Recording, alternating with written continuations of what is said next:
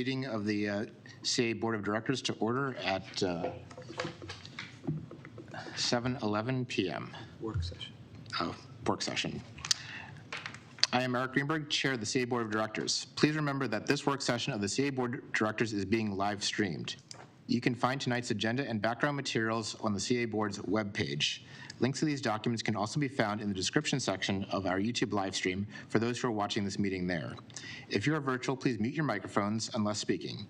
If you're in the room, please ensure that your cell phones are silenced. Raise your hand to speak and I'll record the names in order in which I see them. If you're virtual, please use the chat feature. As we move through the agenda, I will introduce each item one at a time.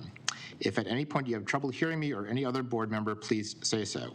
Tonight's timekeeper is Alan Klein.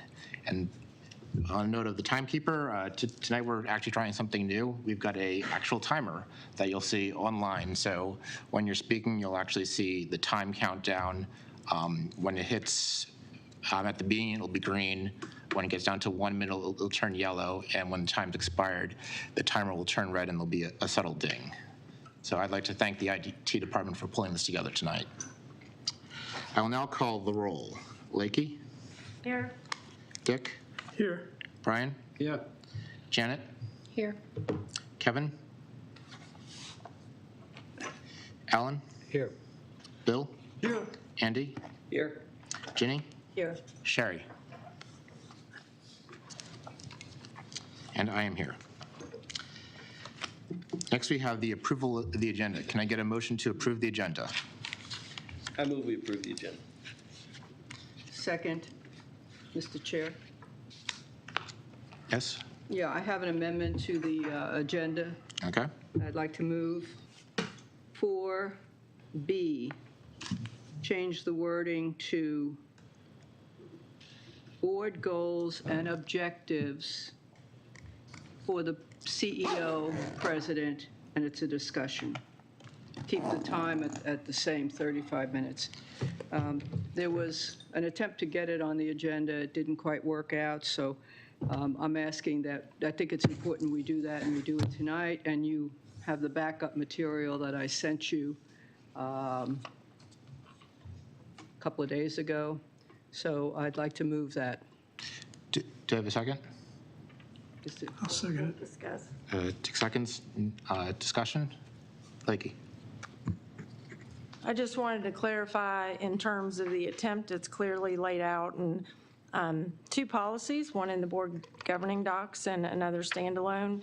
The process has been in place since 2011, and it requires for an amendment agenda to be amended after the Board Operations Committee approves the agendas for the chair and the president to directly confer, and that did not occur.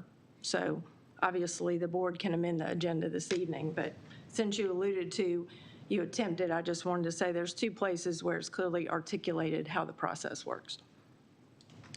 Do we have any further discussion on the amendment to the agenda?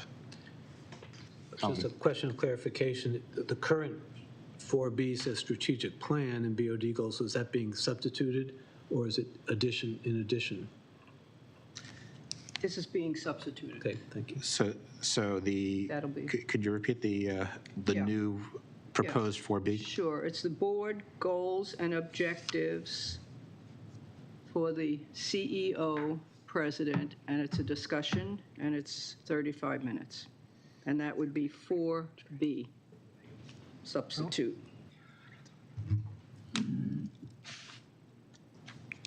Mr. Chairman, if I could just get some information, was there the opportunity for the chair and the president to discuss an amendment to the agenda? I'm unclear on that. So the chair and the president have had some email conversations and regarding this. Okay. But I think the main concern is that at the last meeting, the concept of the CEO goals and objectives was tabled. So so that would be moved to this meeting to discuss it further. So I believe that's the concern. Janet? Can I ask why you didn't call Lakey? Pardon me? What? Why you didn't call Lakey as opposed to relying on email communication? We've been emailing. clearly that's working for you. We'll try a different communication method. Maybe in person might work better. We Lakey? are meeting tomorrow in person. We can discuss that. So the communication that occurred was the chair to the board operations coordinator with no communication to the president. And then the president, myself, contacted Eric and outlined the process. At which time last week, between Wednesday and Friday, this change was not made.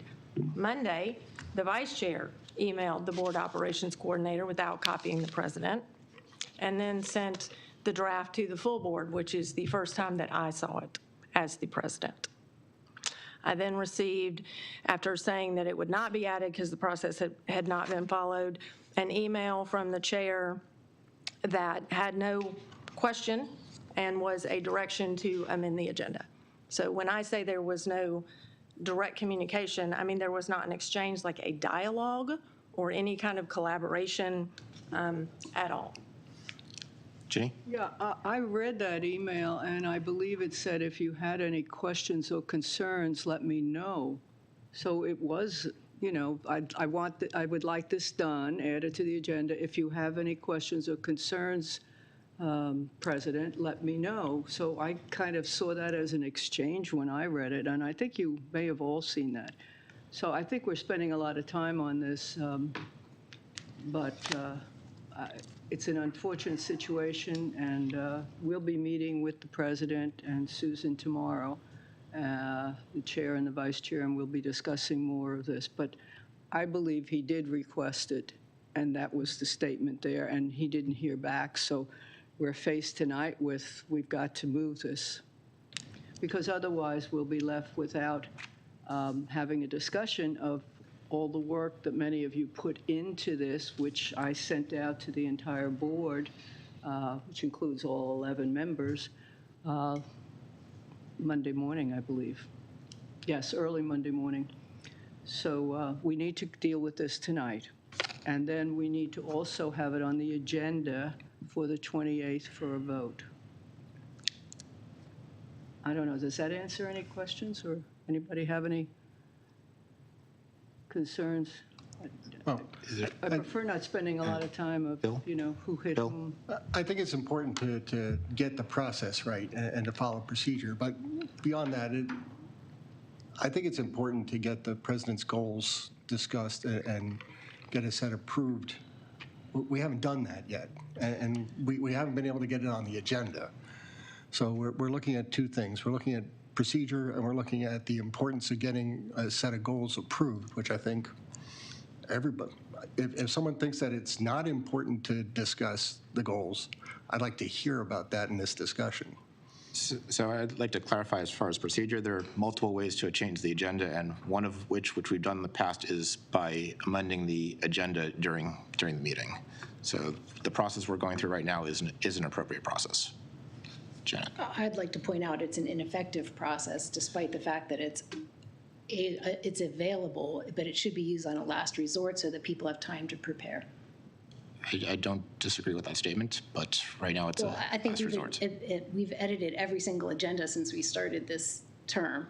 So obviously, I don't think you do agree. So I'd like us to consider what the consequences are every time we amend an agenda at the beginning of every meeting. Why have an agenda? We're supposed to be putting this out for the public so that they can see what we're going to be discussing. And when we don't do that, then we've done a disservice to our residents. I think that Alan? attempt was Alan? made. Alan? Oh, I'm sorry. I guess I don't know that I agree with the characterization of what Eric's agreement or disagreement is, but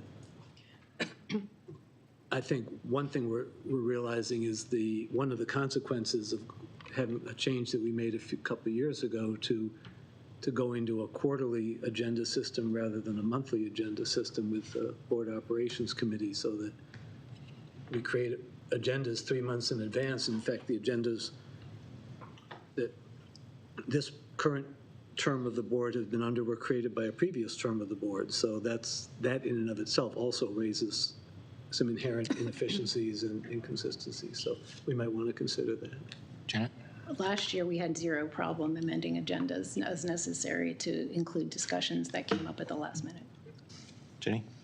Yeah, I really wish we wouldn't be spending all this time on this, but in the past, I've been present where the president has met with the chair and the vice chair to look at agendas in advance and sit down and discuss, well, would that make sense, et cetera. And sometimes we would say, staff's not ready on that particular item, please remove it. And, we'd work together on that, and that worked pretty well, Andy, I think. And I also, Andy, I think, you've met with Janet to discuss agendas before handing it in? We're not allowed to do that. I would like the change to be that the chair meet with the staff before something goes out and we all see it, and I think that also could cut down on miscommunication, because I'm like, where did that come from? And then you try and get the change. So there are changes that need to be made that succeeded in the past. And I really would not like to beat this to death. I'd like us to move on if possible and vote on whether you're willing to hear this tonight or not. So I'd like to call that. I'm sorry. So, I was going to say, I'd like to call the question. yeah, but before I call the question, I'd just like to issue one statement. And yeah, I agree that amending the agenda in the middle of the meeting is not the most efficient use of our time. And I also agree with Ginny that we need to have better communication between the board and the CEO regarding the agenda. So I am certainly willing to meet before a board session to discuss the agenda with you. So now I will call the roll. Dick? Yes. Brian? Yes. Janet? No. Alan? Yes. Bill? No. Andy? No. Ginny? Yes. And I'm a yes. Motion passes 5-3. The agenda is so amended. Can I get any further discussion on the agenda? So is there any dissent on approving the agenda? All right. Okay. The agenda passes as amended by unanimous consent. Now we are on to resident speak out. I will call you one by one in the order in which you signed up. Individuals have 3 minutes for comment. Anyone representing an organization has 5 minutes. Following remarks, the board will have a chance to ask questions. Please mute your microphone when you're not speaking. Our first resident is Peter Brunner. Peter, are you there? Good evening, and thank you for the opportunity to address the council. My name is Peter Brunner. I'm a resident of Wildlake. As the council is aware, CA property owners who qualify for the Howard County Aging in Place tax credit receive comparable relief against the CPRA lien. As the county credit expires after 5 years, the property owner's county taxes revert to the previous level, which in effect results in a 25% tax increase against the county portion of the property tax. At the same time, the homeowner's eligibility for the CA credit also expires. On May 12th, Governor Hogan signed new enabling legislation further liberalizing the aging in place tax credit. Counties now may reduce the number of years a homeowner must reside in the same home, may extend the tax credit beyond 5 years, and increase both the accessible base and the percentage of the tax credit beyond 20%. In effect, the legislature has expressed a view that the high level of real estate taxes affecting seniors needs to be addressed at the county level.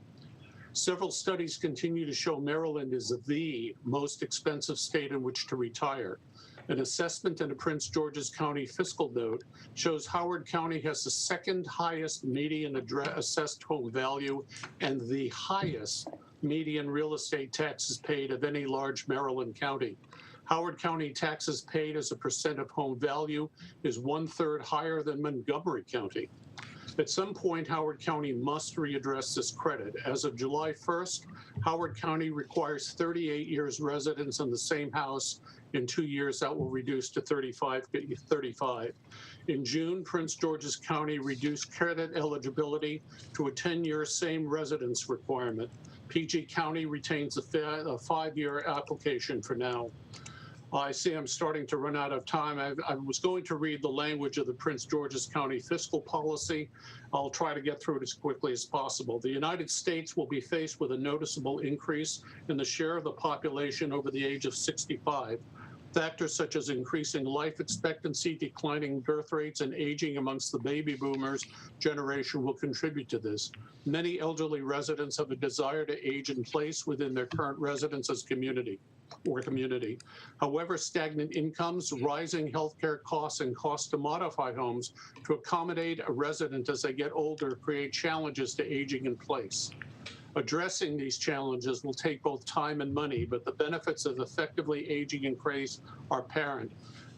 Cost of someone staying in their own home is a fraction of the cost of putting them into assisted living or skilled nursing facilities. Creating a property tax credit for elderly residents can help ease the challenges associated with aging in place and keep them within the communities they have lived in for decades. I urge the council to advocate the county further liberalization of the aging in place tax credit and to match such actions on the CA lien. Thank you. Thank you. Do you have any questions, Jenny? Yeah. Peter, what are you asking the board to do? What I'm That's asking the board question to one, do, and then I think, have is one two things. for Susan. What?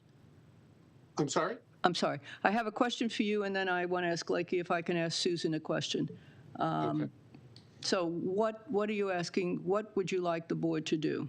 What I would like the board to do is advocate to the county council and to the county executive for further liberalization of the Howard County's implementation of the aging in place tax credit. They can extend the current 5 years to 10 years or 20 years or make it permanent. There are a variety of things that they now have authorization to do by the state. In addition, I would suggest to the CA board that they are not by themselves bound by what the county does or does not do. They have the option of, even if the county were to retain the 5-year credit, they could probably extend the credit for the CPRA lien. Okay, and could you possibly send us a draft letter? I can. Okay, and then Lakey, may I ask Susan a question?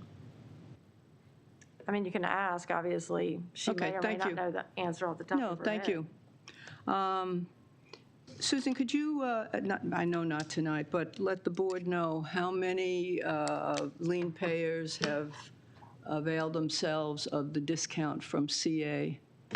I know they have to apply to the county has to approve them, and then they can come to CA for the discount. But if you could let us know how many last I year? would suggest you put that on whatever tracking form there is, because we would need a little bit of time for that. Yeah, if you- I can't get that Yeah, that'd be overnight.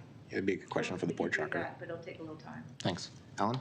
Yeah, Mr. Brunner, are you aware, is there any time sensitivity on this? Is the county executive or the county council considering something right away that, or do we? Not to my knowledge, because this is very new legislation on the part of the state. The governor signed this new legislation on May 12th, and it's just now kind of percolating through the process. So at this stage, I have no knowledge as to whether or not members of the council or the county executive have contemplated any additional changes. Great, thank you. Any further questions? Thank you for your testimony. Next, Thank you.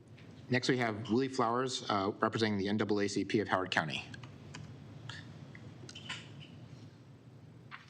Good evening, board members. Can everybody hear me?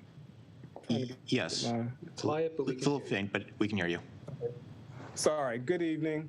My name is Willie Flowers, and I am a resident of Dorsey Hall, and I represent the NAACP. Very happy to be. This is my first CA meeting, and that's my fault. But I am happy that I was connected to this meeting because I saw the advertisement for it, and I wanted to take the opportunity to acknowledge some work that I'm happy to have been connected to because of the new leadership with the CA. I immediately want to commend the CA for their selection of Lakey Boyd because she has changed what my experience had been with the CA, and I think it's very important for any government official in this case, a organization that's kind of central to the community, it's important for leadership to be within the community, active in the community. And when I tell you I've seen this, the CEO on numerous occasions since she's been here, it's more than I can count. And before that, I don't think that I had connected with many of the leadership of the organization at all. So to that end, I think that the CEA is headed in the right direction. And I do want to acknowledge the reason that we connected, and I guess I stayed connected with her because as an organization, the NAACP is looking at technology as a social justice issue.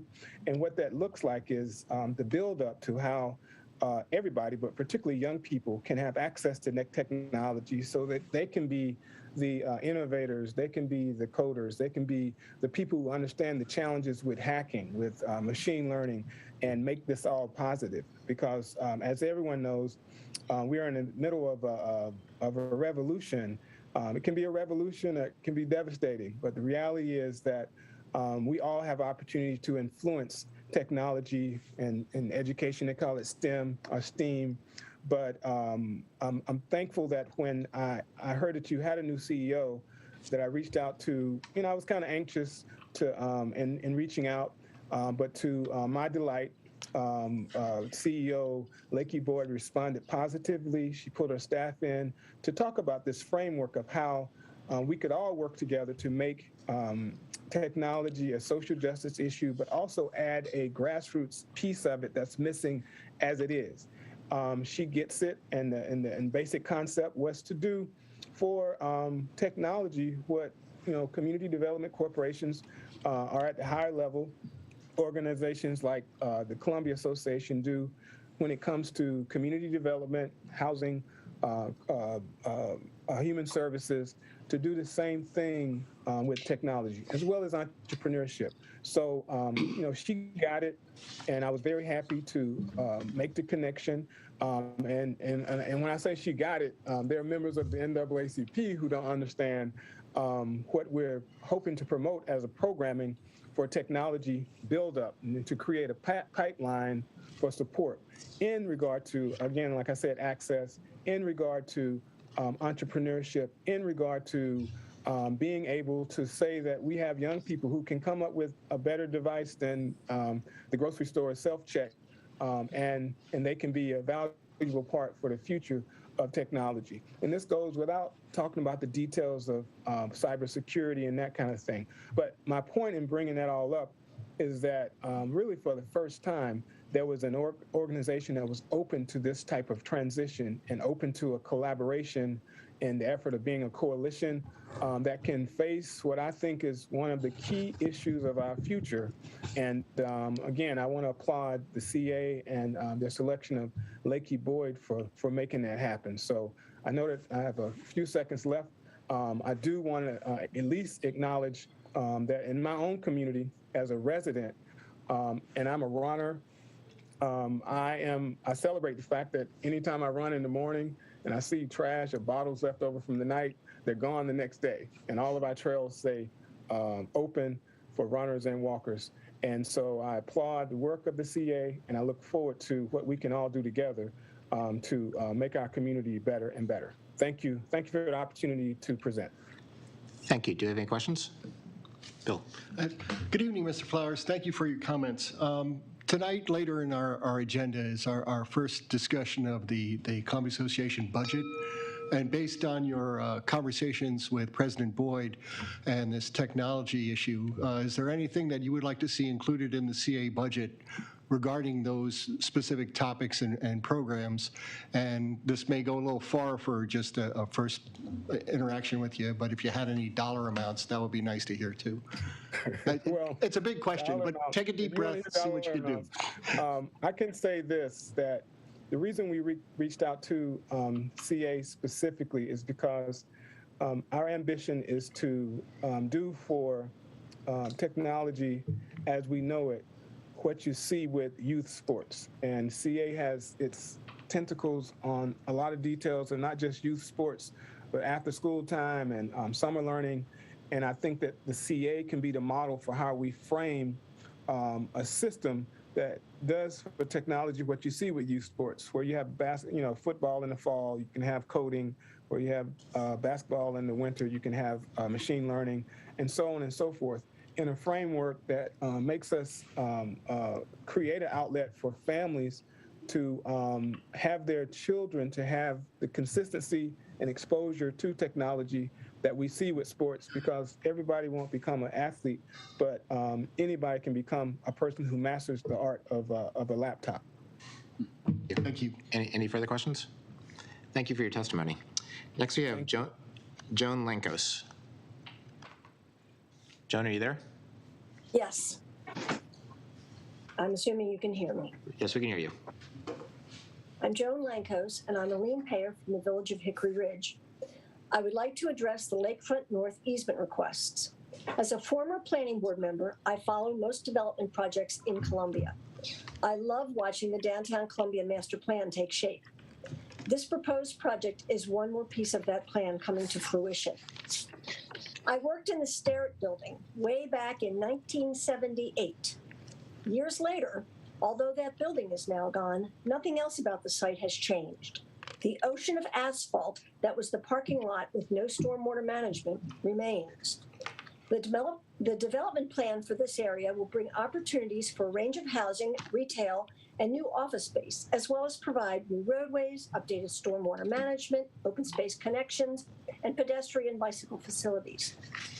As a frequent walker in downtown, I'm particularly interested in the upgrades and improved connections to the pedestrian system. Several years ago, and as recently as this week, my walk partner and I identified the area along Little Patuxent Parkway as needing such improvements. The narrow walkway along LPP is not conducive to safe walking and biking. I had conversations with the late Jane Demner about this exact location and the need for an extension of the 10-foot wide multi-use pathway along LPP. County master plans also call for upgrades in the area. In the late 1980s, when I sat in your seats as a member of the Columbia Association Board of Directors, I recognized that one of my responsibilities was to make Columbia better for all residents. The granting of the easement requested by Howard Research and Development will allow needed improvements to be made to the pedestrian and bicycle system.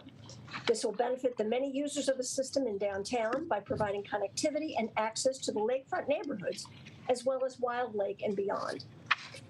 Granting the easement fits in nicely with CA's goal of promoting and improving Columbia's pathway network. In addition, the easements will allow for safe ingress and egress of vehicles consistent with the best practices for traffic flow in a developed downtown. Please grant the requested easement for Town Center Lakefront CA open space lots 1 and 2. Thank you. Thank you. Do you have any questions? Thank you for your testimony. Next, we have Sandy Cedarbaum. Sandy? Hi, good evening.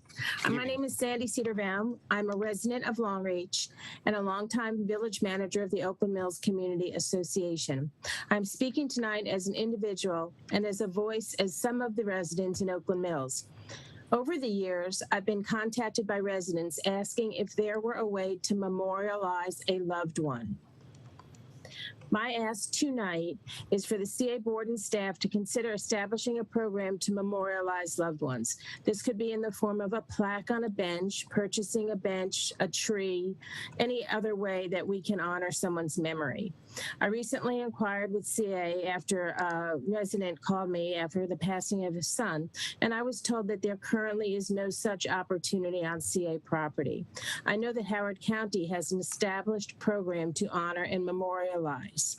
CA's open space plays a significant role in our lives, where so many of us have spent endless hours of enjoyment, be it at a tot lot, a neighborhood pool, on a path, or strolling around the lake. I hope you would all agree that to provide opportunities to honor loved ones with memorial plaques would fit perfectly into the community that we are. I'm not sure how such a program could evolve, but hope that my ask tonight is the first step to establish a memorial program. Please take a look at the county's website, Recreation and Parks, which clearly defines their program to honor and memorialize. Thank you for your time tonight and for considering establishing memorial opportunities policy. Thank you. Thank you. Do we have any questions? Alan?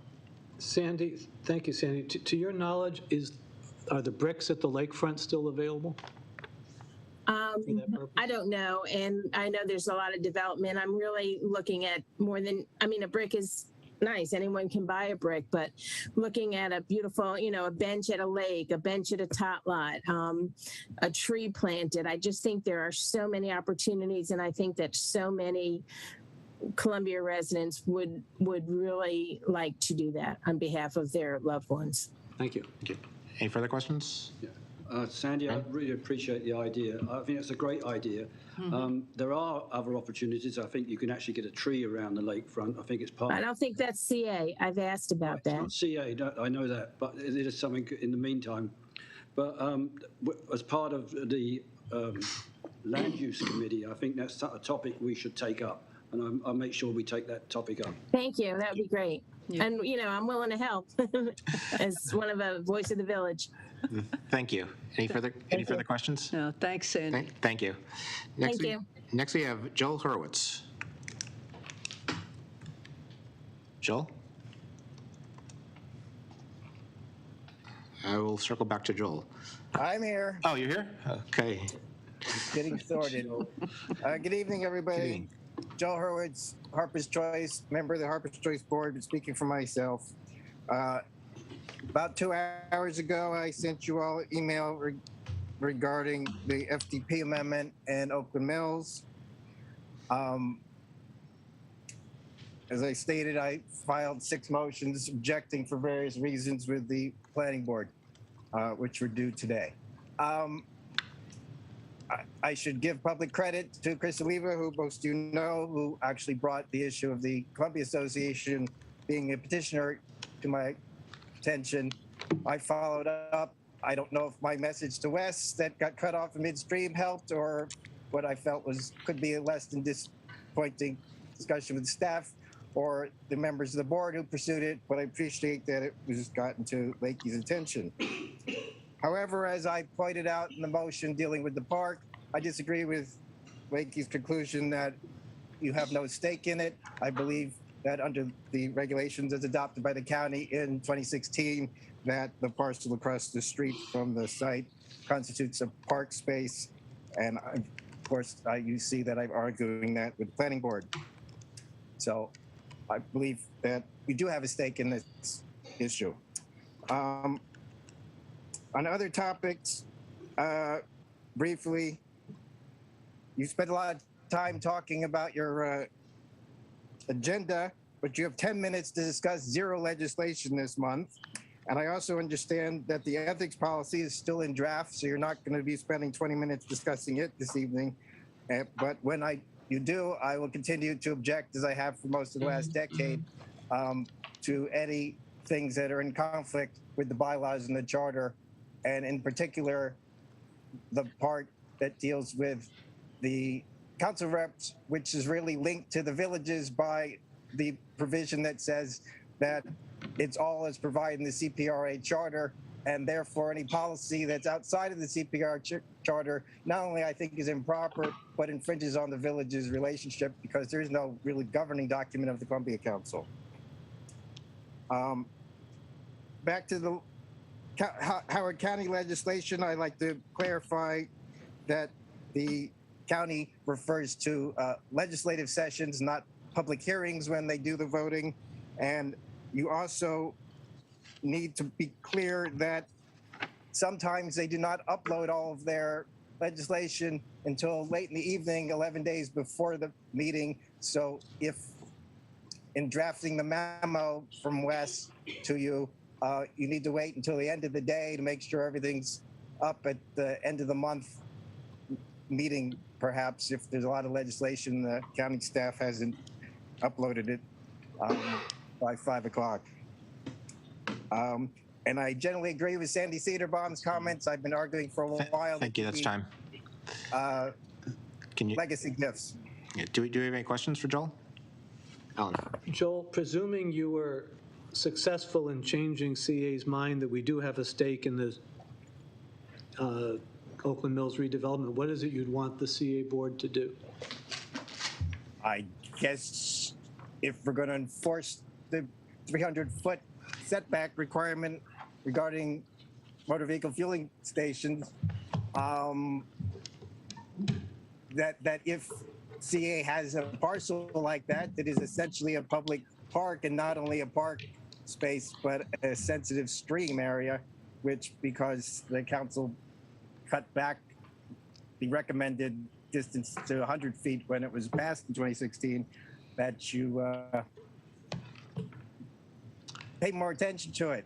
The other motions deal with the fact that I don't think this procedure of amending the FDP to allow a motor vehicle fueling facility is what was contemplated by the 2016 legislation anyway. So it's a whole structural problem of if you want to protect the FDP relationship. Thank you. Brian. Joel, is there a part that plays? There was a fuel station task force about 3 or 4 years ago. Does that take on a role? Is that something The that fueling station task force, I believe, was prior to the 2016 legislation, so I guess it was in 14, 15. Their recommendations, I think, were 1,000 feet from sensitive properties, and the council disagreed. But in essence, a lot of what they recommended, I think, got drafted into the ZRA amendment that was CB 46 in 2016. Thank you. Any further questions? Look, Alan. question for Lakey, and Lakey, if this is not something you can answer right away, that's fine, but given, it's my understanding that we have open space within 300 feet of this proposed filling station, why is that not a concern of ours, or am I misinterpreting what CE's current position is? I'd have to follow up. I can't answer that. Okay, thanks. Yeah, I'd like just a question for Lakey in this particular, because in the communications to the board, you mentioned that the CA and HRD are listed in the FDP, and I couldn't see that. Could that be in the covenants rather than the FDP? No, and I don't think resident speak out is the time to clarify. It has to do with the title block. We've been looking into it ever since it was filed to clarify. It's essentially a clerical error that we were listed at all. Thank you. Any further questions? Thank you for your testimony. Next, we have Jessamine Duval.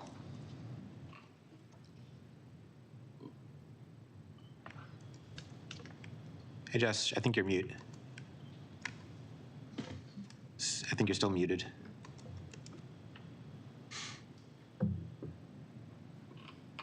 If you're not muted, you may have the wrong microphone selected.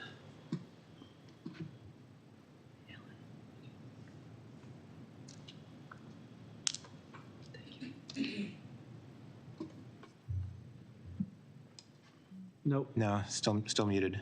If you click on the little angle above mute and select the proper microphone.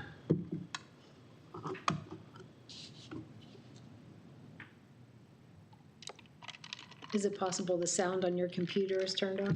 Yeah, or the sound. If she's using the earplugs, those might have a mute button. Yeah, I don't think it's the Zoom. I think it might be the microphone on your end, Jess. Should we go on to the next person and then get back? I'll give her another minute, see if she can get to work.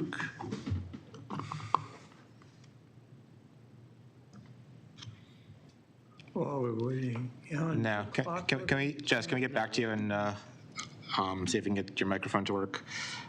Next, we have Sharon Boyes.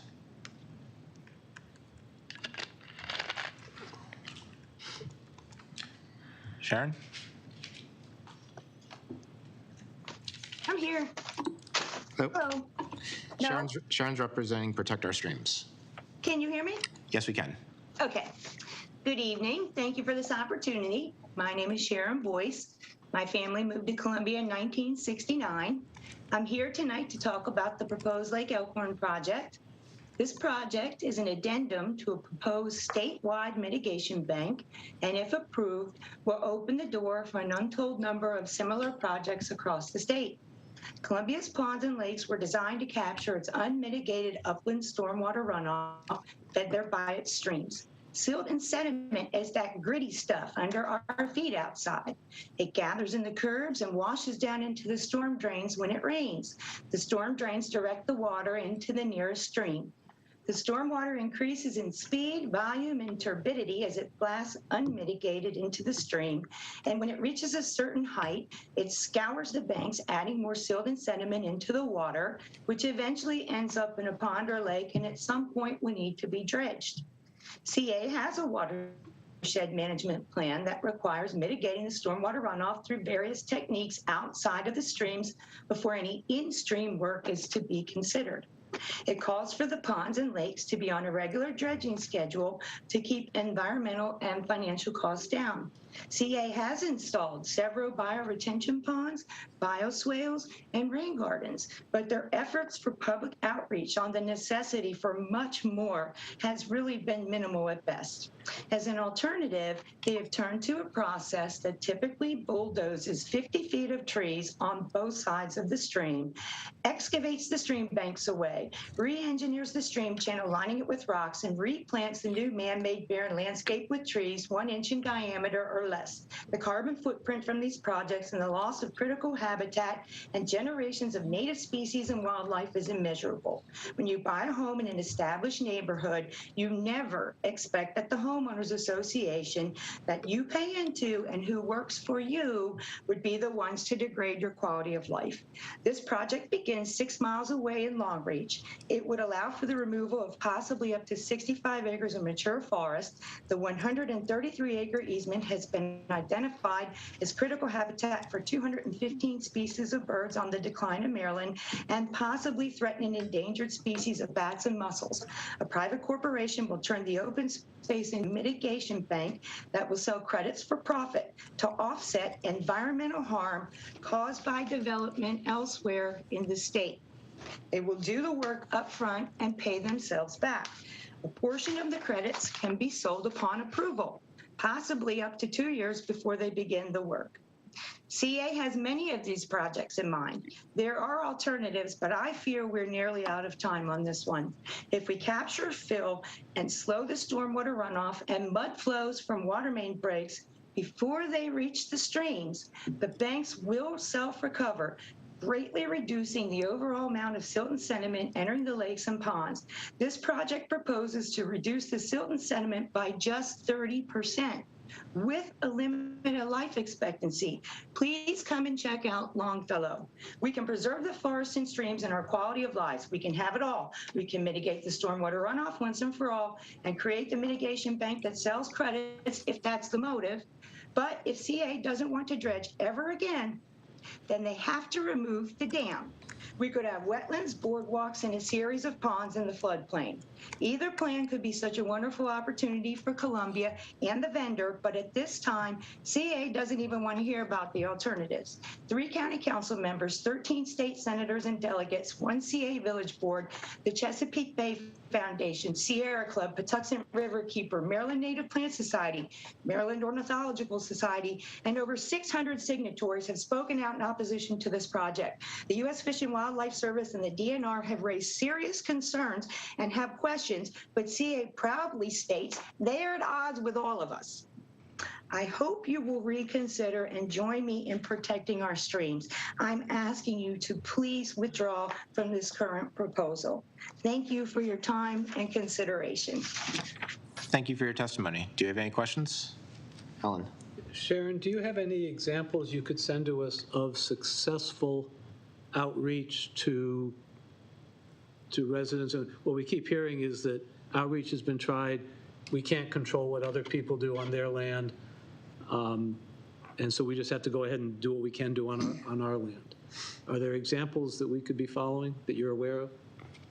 Well, sure. There's lots of programs that our county and state have, but the problem is it's not a coordinated effort. It's left up to individual and homeowners, such as the Howard County Clean Streets program, I believe it's called. It's actually a pretty nice program that provides a rain tax for businesses that want to do something about their stormwater runoff, but I don't think that the businesses know about it. So I really feel like a big problem is just getting the word out and the outreach. And I've said this before about the rain gardens.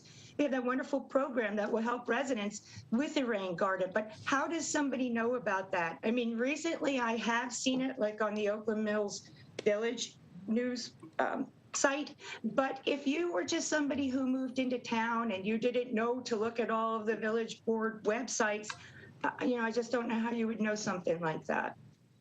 Thank you. I hope that answers your question. There's a lot of programs. Thank you. Do you have any further questions? Thank you for your testimony. Next we have Chris Ita. Good evening, board members. Can you hear me?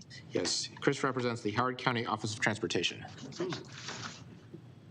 Good evening, board members. Can you hear me? Yes, we can. Great. I'm Chris Etoff with the Howard County Office of Transportation. I'm here tonight to provide an update on shared electric scooter operations in Howard County. I'll start out with some background. In 2020, the county developed and approved a permit application process for companies that operate shared electric scooter programs. Up to 2 companies can receive a permit to operate up to 200 scooters for a period of 1 year if they submit a successful application that meets all the terms and conditions. Spin were the first company to receive a permit to operate scooters in Howard County. The permit began on May 23rd, and Spin launched their operations on June 3rd. They intend to operate through Thanksgiving in what is being considered a pilot. At the end of the pilot, adjustments to the permit requirements will be considered and advertised. Advertising will begin for applications for 2023 permitting. Spin also has agreements in place with the Mall, Howard Hughes, and the Columbia Association for scooter operations on their properties. Spin customer service is available 24 hours a day, and the phone number is 1-888-262-5189 for any scooter operations related issues. The customer service number is printed clearly on every scooter. The permitted scooter operating zone for year 1 includes downtown Columbia, Oakland Mills, Wild Lake, Harper's Choice, and Hickory Ridge. The operating zone is geofenced, so Spin scooters are not rideable outside of this zone. Spin is also providing marked parking corrals to help organize and centralize the parking and the distribution of scooters. There are currently 13 scooter corrals, and Spin provides a 25-cent credit towards the next ride for customers that end their scooter trip by parking in a corral. We just received some data from the first month of operations from Spin. The total number of trips made in the first month was 3,551. We do consider this pretty strong, as our former bike share program was getting about 500 trips a month in a summer month. 415 of those trips ended in the parking corrals. The average trip duration was 17 minutes. There were 106 calls to customer service, 12 of which were requesting scooter relocations. The general feedback so far, kind of the main concern or issue that we've received feedback on is mostly regarding scooter parking. Some of this is due to the adjustment and understanding, or learning to understand, that this is a new kind of mobility service, and scooter trips do not necessarily have to end in a corral. This is a benefit as it helps make the service flexible and convenient and helps fill in gaps between other transit services. But it does rely on responsible parking by the users. If scooters are left in locations where they are blocking access, people should feel free to move them a few feet to a better location. If this is not feasible, people should call the customer service number and Spin will come out to relocate the scooter. They're required to do that within 2 hours. We are also trying to help people understand that a scooter parked outside of a corral is not necessarily abandoned or improperly parked. Spin does come around about every other day and reset the system, and they will pick up scooters and take them to the corrals. But at times in between, there will be scooters scattered around in various locations, and that is somewhat by design. That is somewhat a part of how these scooter systems work. So our strategies to improve on the responsible scooter parking and keep the parking organized at this time are continued education, both of the users and of the general community. And also, we're interested in increasing the number of scooter parking corrals. We currently have 13, and we could add more. If people have ideas for additional corral locations, please let us know. You can contact me with any of these scooter operations, general issues at the transportation email for the Office of Transportation in Howard County, which is transportation@howardcountymd.gov. If you have any immediate operations questions, you should call the SPIN customer service number. That's all. Thank you. Thank you. Do you have any questions? Yeah. Jenny? Yeah, Chris, how many hours did you say they had to relocate if somebody calls SPIN and says there's a scooter on a path or something? Yeah, they're on a 2-hour clock for responding to those kind of calls. 2 hours? 2 hours, yeah. 2 hours? They're not necessarily going to come out for every scooter, but if it's in a nuisance location where it's blocking access and is not able to be moved by somebody else, they'll come out and they have 2 hours. Okay. Do you know, or maybe if CA knows, if we are picking up any of the scooters? I know our village board sent a letter twice to CA to ask what was happening, because we have scooters all over the place, not in corrals at all, blocking sidewalks, et cetera. Do we know if CA is picking up any of those scooters? That's not, currently, no, CA is not. It's not. Okay, even on our open space, okay. No, that's just one. Alan? Yeah, a couple of questions. Thank you for the history. If SPIN has no issues with their current contract, do they automatically get renewed for another year, or do they get part of the competitive? Okay. Yeah, it's an application process every year for any vendor that's interested, including former vendors that have been operating. Do you, and if you don't know, feel free to say so, I'm not asking you to go outside your area of expertise, but if you know from any other jurisdiction, like if somebody was to leave a scooter on our pathway and somebody else is riding their bike, walking and not looking, riding their own scooter, and they trip and get hurt over that scooter, do we incur any liability for that? Yeah, I'm not sure about the liability for that. You don't know anything about any other jurisdiction, how they're handling the liability question? Okay, thank you. Bill? Yeah. Hi, good evening. Being a resident of Wild Lake, I have heard from a lot of people who are generally frustrated, upset, and not too pleased about the scooters being left on paths and side streets and just in general amongst the neighborhoods within Wild Lake. And I understand your point that people will have to get used to having these scooters just left behind. I know that there are a lot of people who are not happy about that arrangement.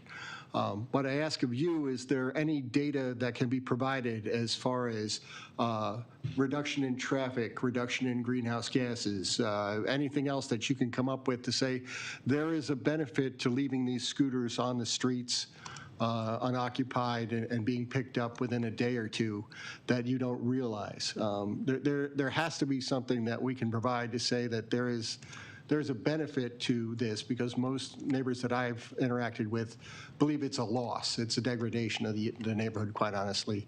I don't completely see that. I see that there's got to be a trade-off, but I struggle to be able to provide that. So maybe if you could, run some numbers and get that out, I would truly, truly appreciate that.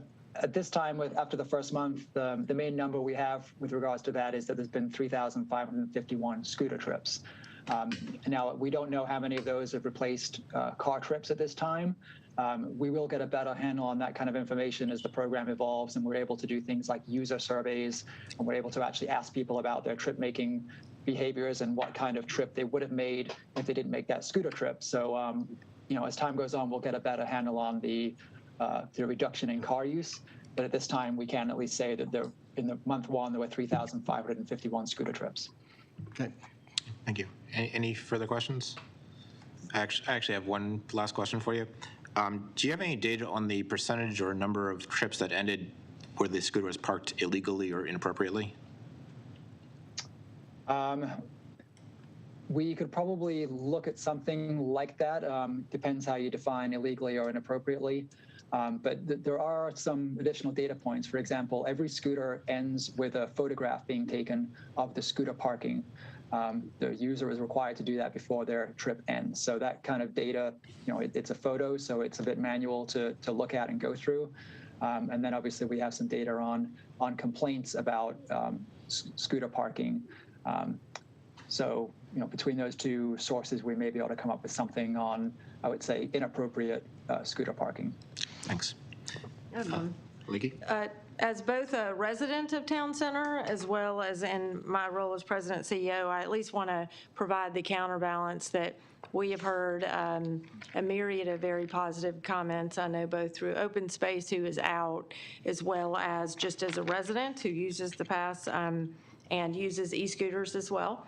It's on my phone, on my app, and it has been very well received and people have enjoyed it. So I think there's, people that have legitimate concerns, and then I just wanted to add that there's a lot of people that are excited they're here. Thank you. And thank you for your testimony. Thank you. Jess. Okay, now can you guys hear me? Now we can hear you. I had to switch my phone audio. Sorry about that. I don't know what's going on with my computer.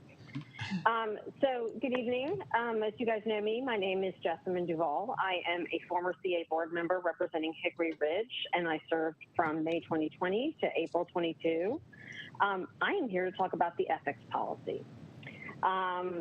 As you know, in March 2022, I was on the board when the new ethics policy was presented to the board after several months of work by staff using a process that the board agreed to. As it's currently written, the new policy satisfies the requirements of our lenders and insurance providers who have expressed concern about the multiple ethics investigations and violations by CA board members in recent years. This is not a game. This is a multi-million-dollar organization. It is essential to CA's financial health and our reputation that we strengthen the ethics policy under which the CA board operates. I know some of you agreed with this because on April 28th, I tried to get a vote to waive the 3 reading rule so we could approve it before the end of the fiscal year. That was because there was a pressing need to immediately improve our reputation in the eyes of our insurance and loan providers. That vote failed, but it was a tie vote. So I know some folks agree with me. And the reason it failed was because people said you needed more time to discuss it. Now, it's been talked about for 2 additional meetings and no significant changes have been made. Instead, this board has decided to ignore the professional recommendations of staff, and they have created a board subcommittee to develop a separate ethics policy that would only apply to members of the CA board.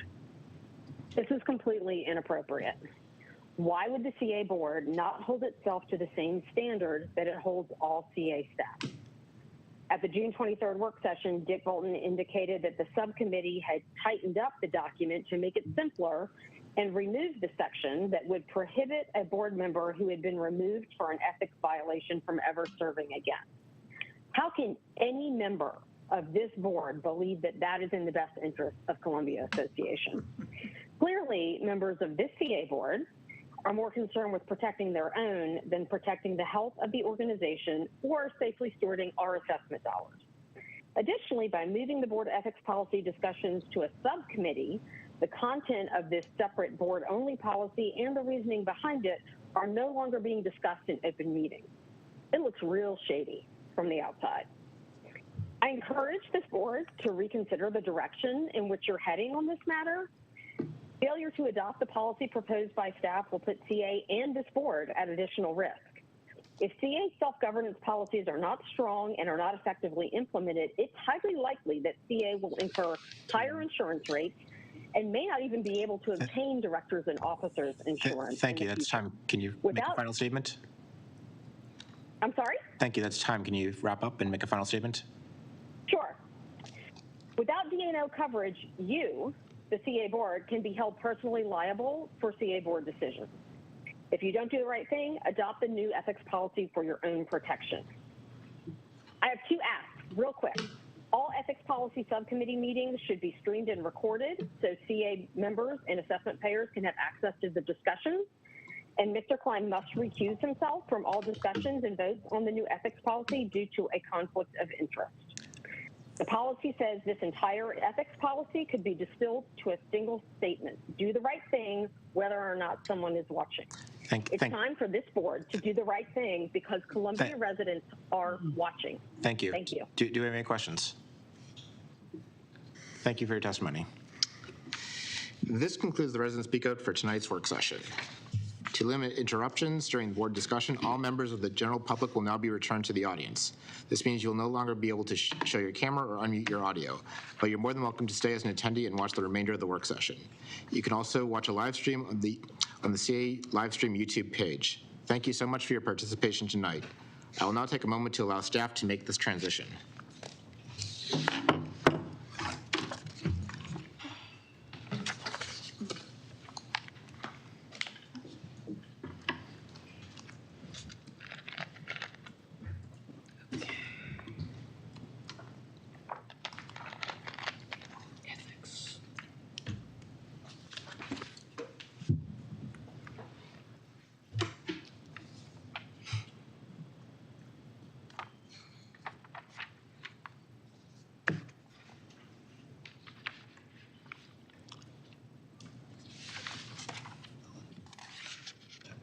It's been iffy.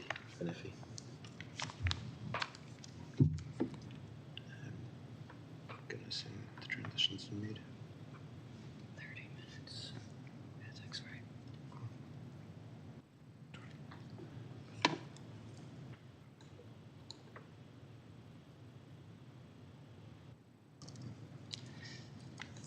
Thank you.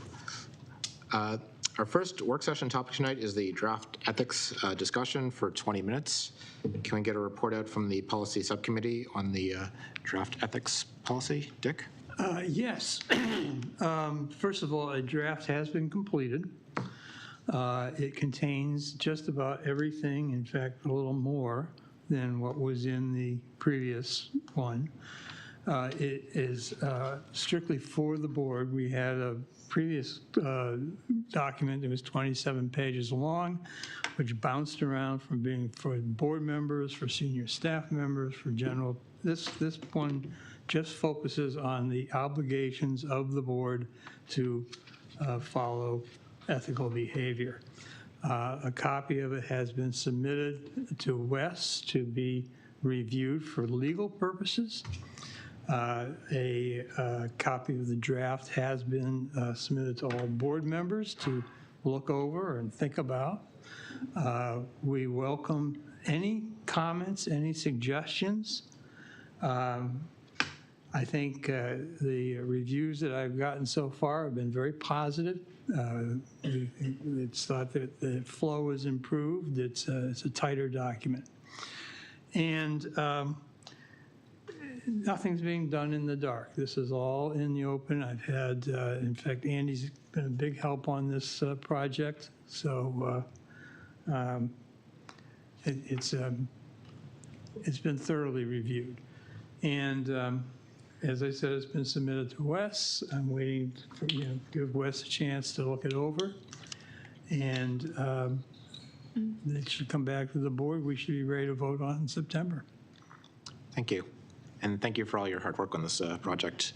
Do we have any questions regarding the draft ethics policy? Alan? I just want to be, just so that we're clear and transparent, the material in the packet under ethics policy is not what you submitted to us. Is that correct? Okay. No, I don't know why that was in the packet. Okay. Lakey? So I do need to be clear that what Dick Bolton sent was at 11:24 p.m. last night. Yeah, I was So up late. no, we did not I get didn't anything expect into you the to. packet. Just to clarify, it's not like we had it and haven't done anything with it. No. I was trying to get the thing out as fast as I could, and I just had a chat with Wes. He's received it, and no, I'm not expecting instant reply on it. We've got time. Can we update the packet with the policy? Well, then I have a few clarifying questions if that's what you want to discuss. I mean, the email says an enforcement policy is also being prepared. So I will say that since staff put a lot of time at the front end to prepare a comprehensive policy that is not being utilized, I would not want to dedicate staff time to it until we have a total policy with all the component pieces to evaluate. So do we have an estimate on when that is going to be? Well, Lakey, I agree with you completely. It's a work in progress, and we're waiting to get comments from the staff, from Wes, from other board members, and I think it would be premature to make anything official until we have something that is official. Now, the enforcement piece of it, what we have here is the ethics code. And it's really just a statement of what kind of behavior is expected of board members. And it pulls together not only what was in the previous one, but material that was on the web under board operations and a number of other sources. And I thought the important thing is let's agree on what good behavior is. And the second piece of it, which is going to be a little more complex, a little more difficult, is how do we adjudicate these ethics cases that have been coming up? And Andy and I are working on that. I sent a draft over to Andy, who's been pretty busy on some other projects, but is going to be getting back to me, and we'll have something shortly. But I didn't want to hold this piece of it up while we were working on the other piece. Thank you. Ginny? Yeah, we're not calling this a policy then, we're calling this ethics code? Yes, this is a code. Okay, I just want to be clear on that. I guess I'm ambivalent about this in terms of, I don't see the harm in putting this on the web so that the public can just read this part. They could then say whether they agree, disagree, or what questions they have, as we're doing the same thing. And then the enforcement part, it could say that will be coming soon or something at a certain date. And then that would go up with it. I mean, they're really two separate documents, aren't they? One of them is a policy. All comes under ethics, but one of them is a policy, and the other is a code. Again, if anybody out there who's watching this wants to look at it, that's fine with me. But I'm not happy about putting something as in a draft form up on the web. Okay. In that case, I retract my request. Alan? Yeah, I guess I just want to, first of all, point of personal privilege, I want to make sure it's clear that my question to Dick about whether what was in the packet was what he had submitted was not a dig at the staff, that you should have done it. I knew it was late. I just want to make sure that people knew that what was what and what was where and what wasn't where. And I guess my thought is, I'm not sure what up on the web means, except when it's in a packet, and things get put in a packet when we're going to discuss them. So it seems to me like that's the time before whatever meeting we're going to discuss the particular draft that's up. That's when it goes into the packet for public awareness and public comment. Well, in as much as the thing went out close to midnight last night, I didn't figure anybody on the board had really time Sure, to so we can't give discuss it. thought, We can't no. discuss it today. No, I don't think it's time. Any further questions on this topic?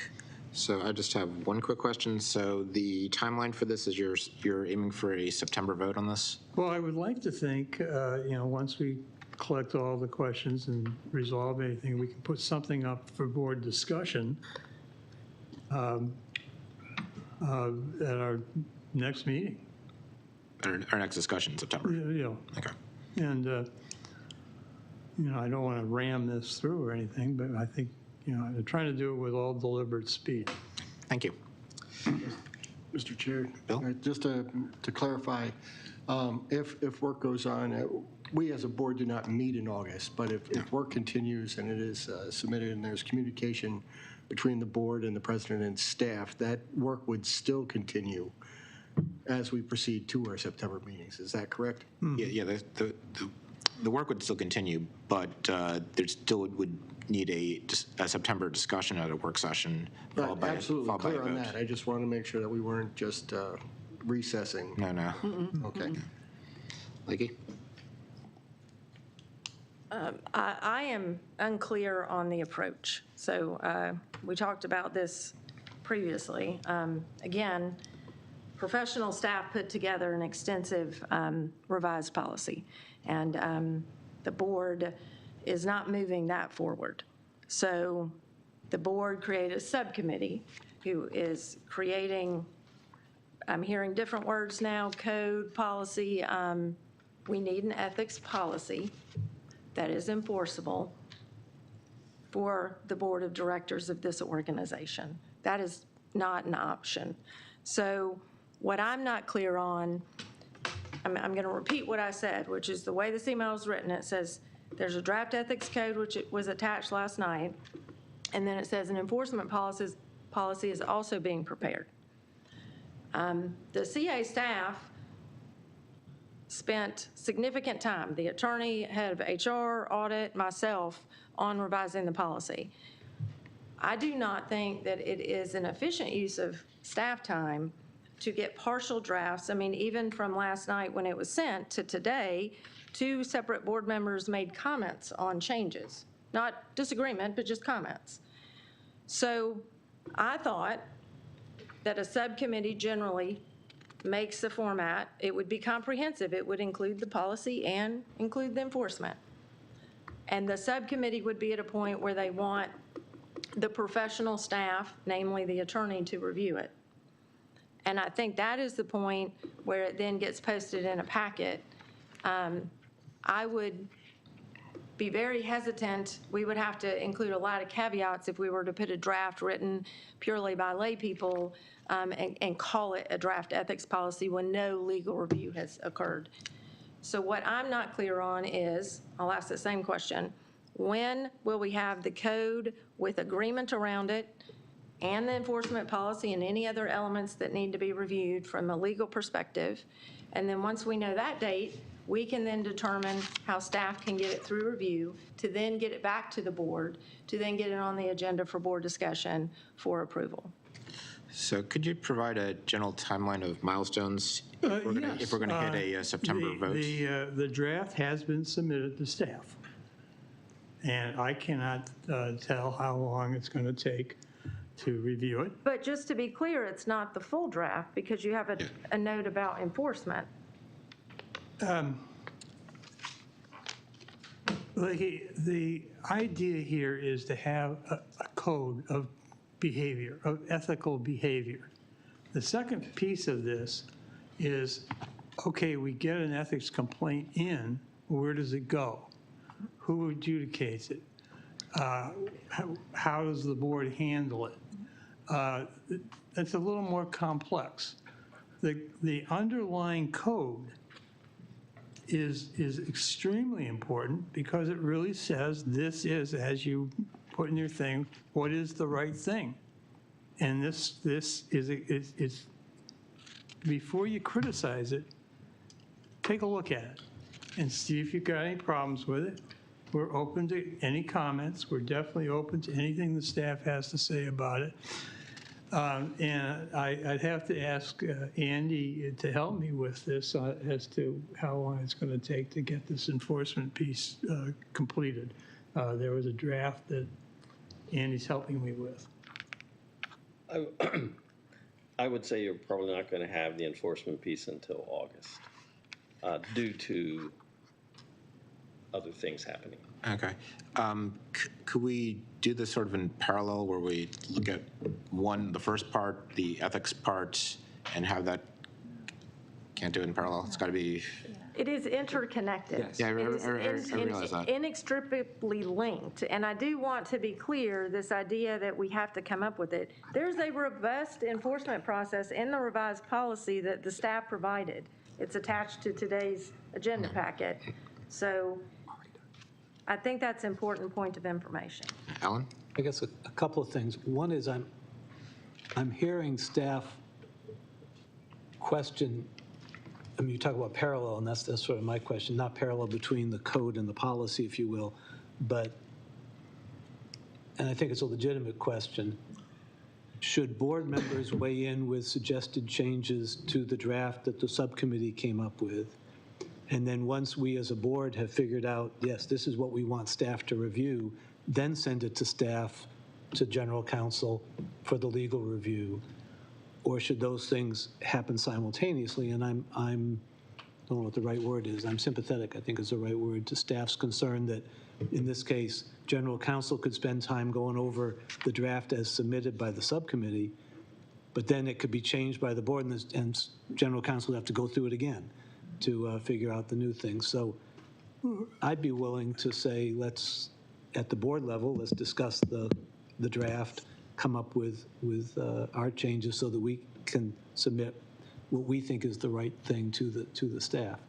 In terms of I'm not clear, and I'd love to hear, I hear a strong immediate reaction that the two are inextricably linked.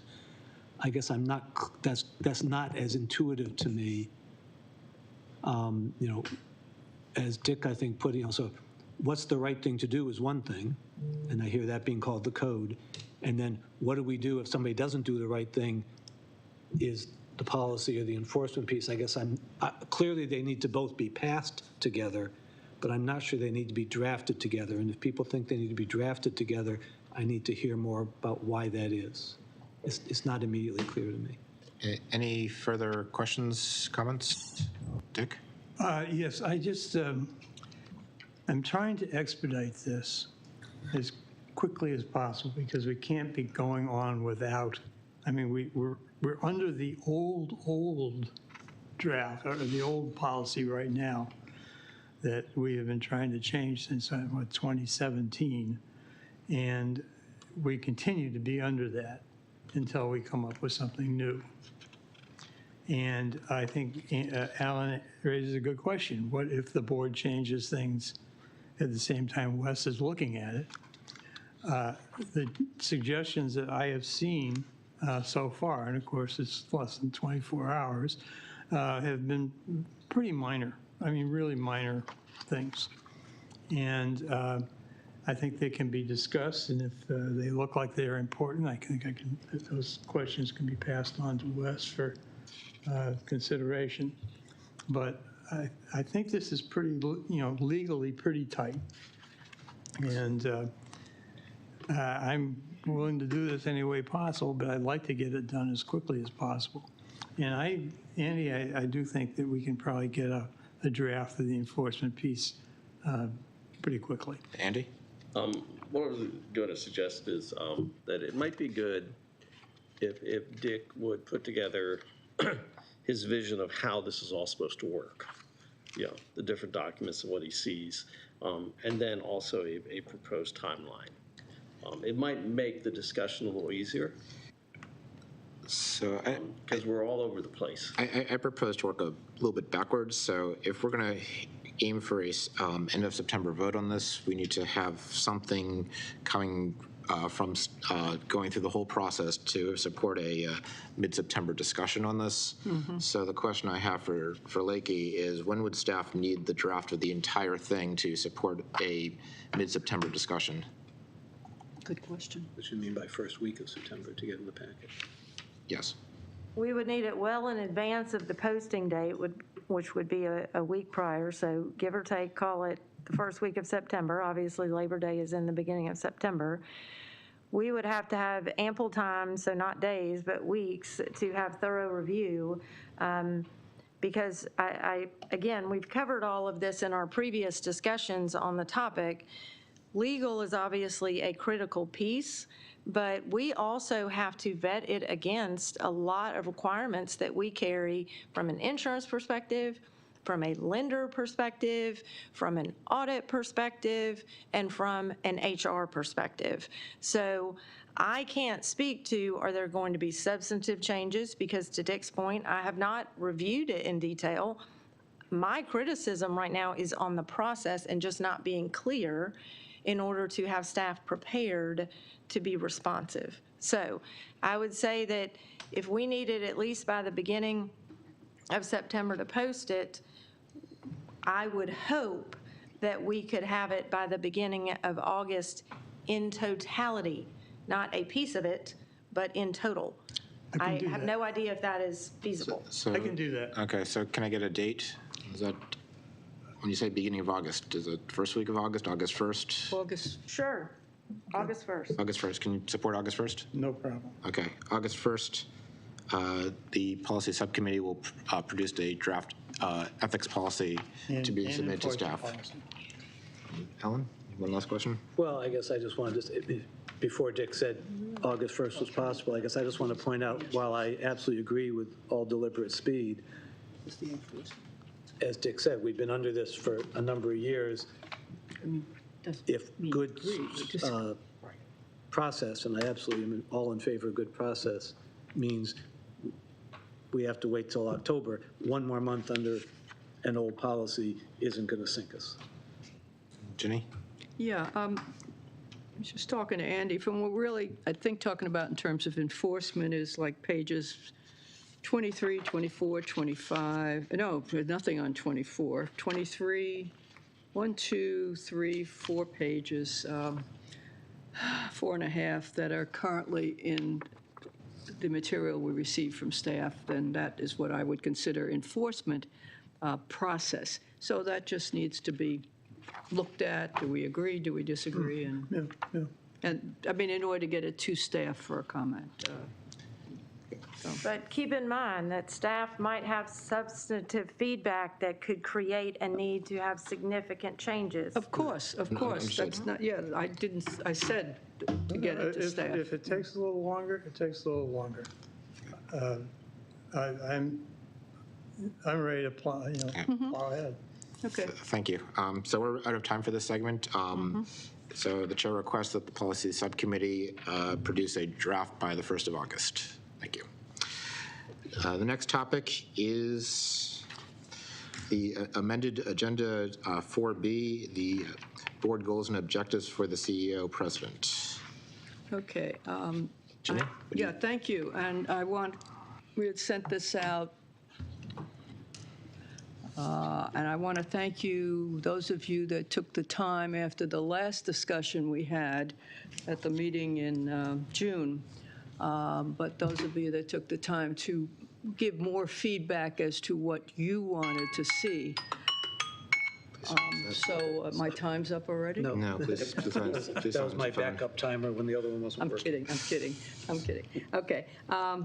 So this is just trying to organize it and put it in one document and 5 goals, although I have mixed feelings about that personally. I think we might be able to get it down to combining goal 4 and 5 and having one goal, but we can, see what you think. So what I'd like to do is go over the first goal, improve board relations and communications, and ask if you have any feedback on a concern about any of them.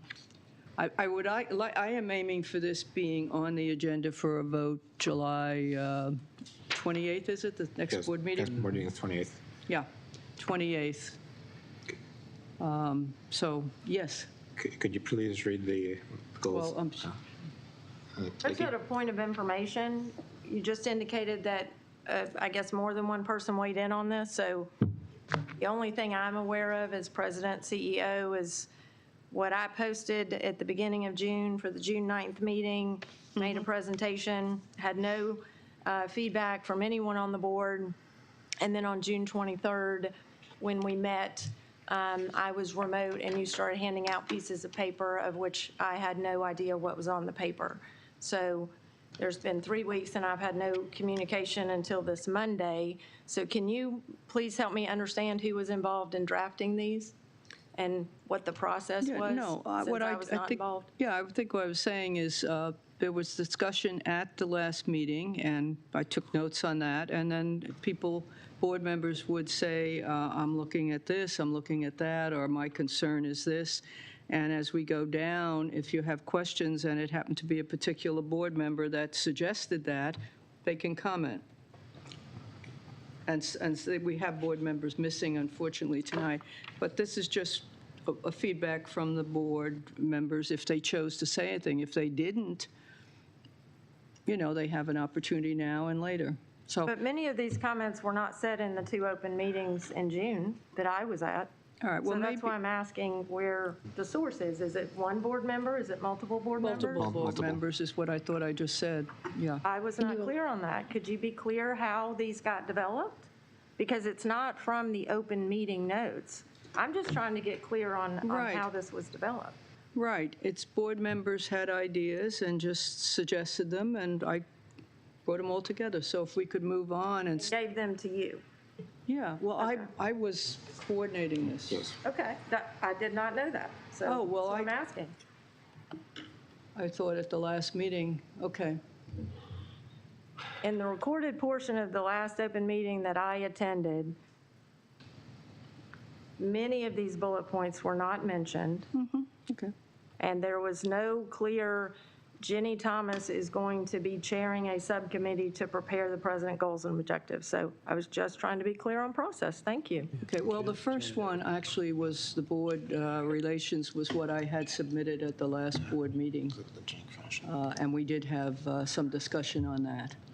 That was the only one I had a chance to submit. And then I think Andy moved to table and Janet seconded, so we didn't have a chance to discuss anything else at the last board meeting. So people did, anybody had a comment? Okay. So now if we could, Janet had a question? Yeah, I was curious if board members met outside of those meetings to discuss these. We just, you run into somebody and you talk about it. And I did sit down with a couple of board members that were new, that didn't understand the process as to how we did evaluations, and I felt it'd be good to explain to them what we were doing, including the previous with Milton, how we did that, et cetera.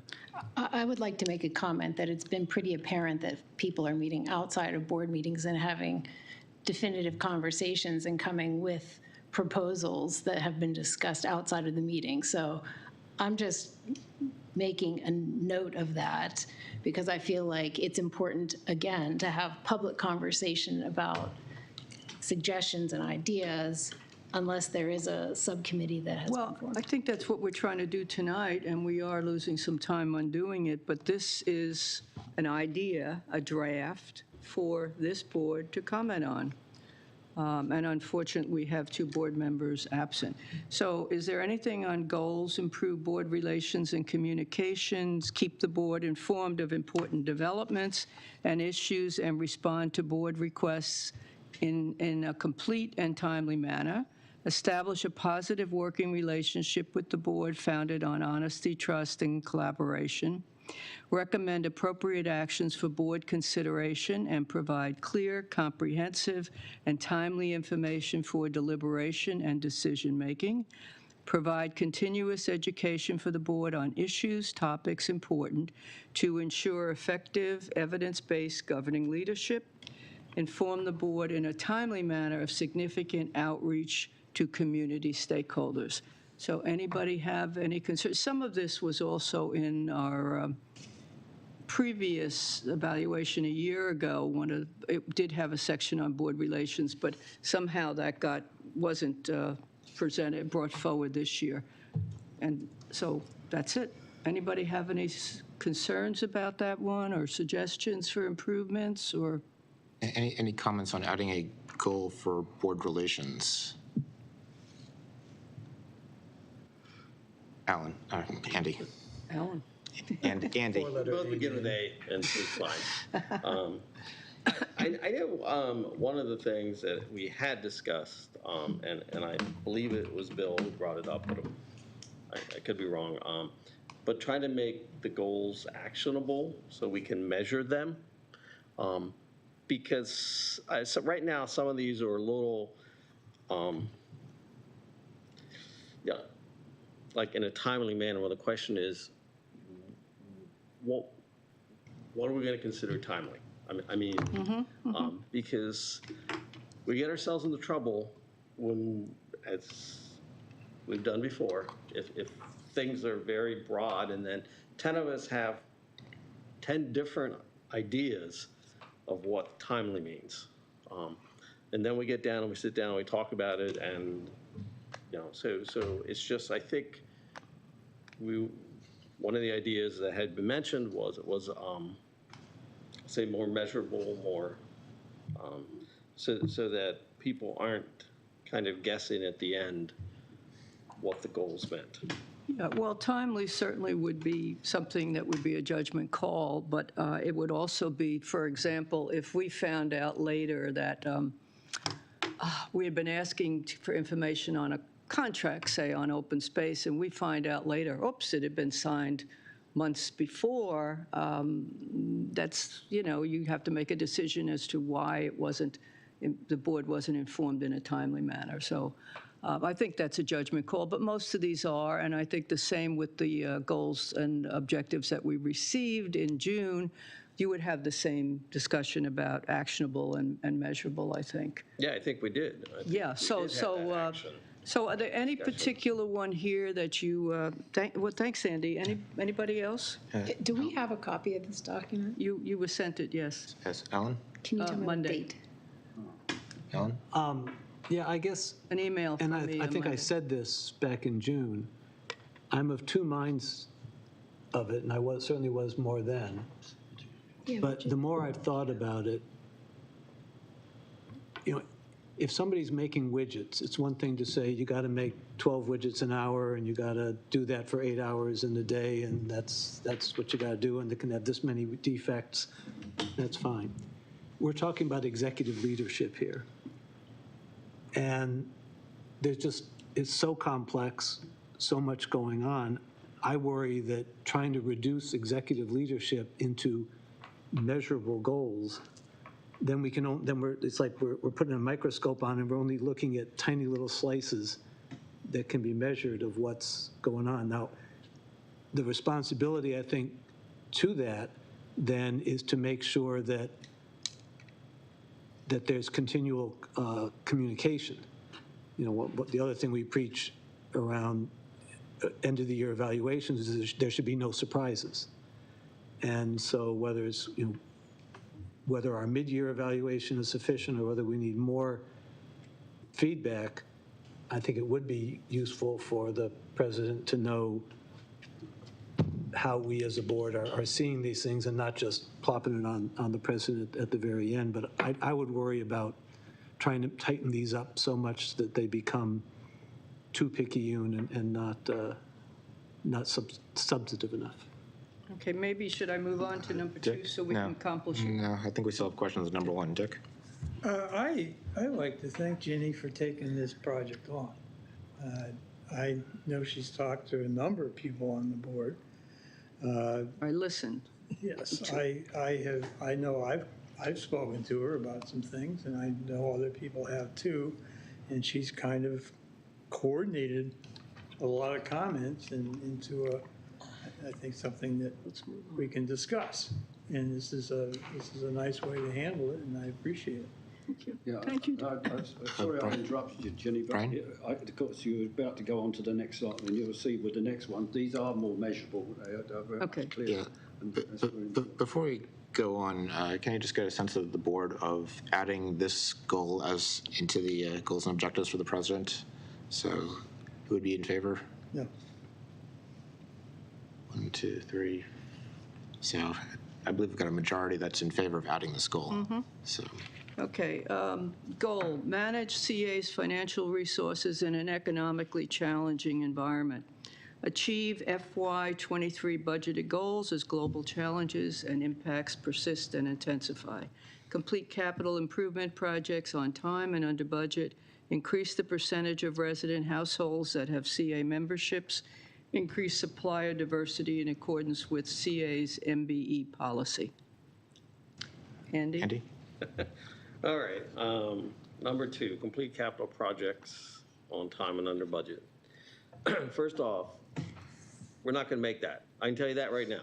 I mean, because we budgeted, I'll give you just an example, we budgeted Rascals at $80,000. They're not going to cost $80,000. They're going to cost, I'll take $90,000. So it's like, we know right now you cannot do 5 Rascals with the budget we gave. And that was our budget. Our budget was 5 Rascals this year, the top lots. But we only set aside $80,000 per Rascal. So already we I have a problem with saying we have to do it under budget. I'm thinking like, we can't even meet the current budget. We're not going to install 5 rascals at, $80,000 because they're going to cost $90,000 or $100,000, and that means, given, we only set aside $400,000, that means maybe you can only do 4 this year. And it's not anything due to, but the problem is then you're not meeting the approved capital budget on time and under budget because we're not doing it. The second thing is many of our capital projects are long-term. So we may approve them this year, last year, but like the renovations to Stonehouse, that's probably a 3-year project. So they're not going to be met this year, and we knew that approving them, is probably going to take about 3 years. So I'm a little bit worried about putting something like this in because we know already we're not going to meet it. Okay, thank you, Andy. I agree with Andy on that. And I don't like the idea that we're asking Leggy to come in under budget. We have a budget, it's supposed to be an accurate budget. And I think we need to, spell that out as, as Andy said, it should be a reasonable, come in on budget plus, within reason. Okay, Bill? Yeah, well, I think a budgetary benchmark or metric is an important thing to have as far as an evaluation of the president or CEO. And I agree that this is an unusual year for many different reasons. If we don't go with which is a fairly tried and true statement of on time and under budget, I've seen that in 100 different applications, I think everybody else has, then what takes its place? I don't think that you simply ignore it. Do you say develop metrics to control costs? Do you say increase communications to the board to better inform of cost escalation? What are the top 5 things that are moving the fastest? What are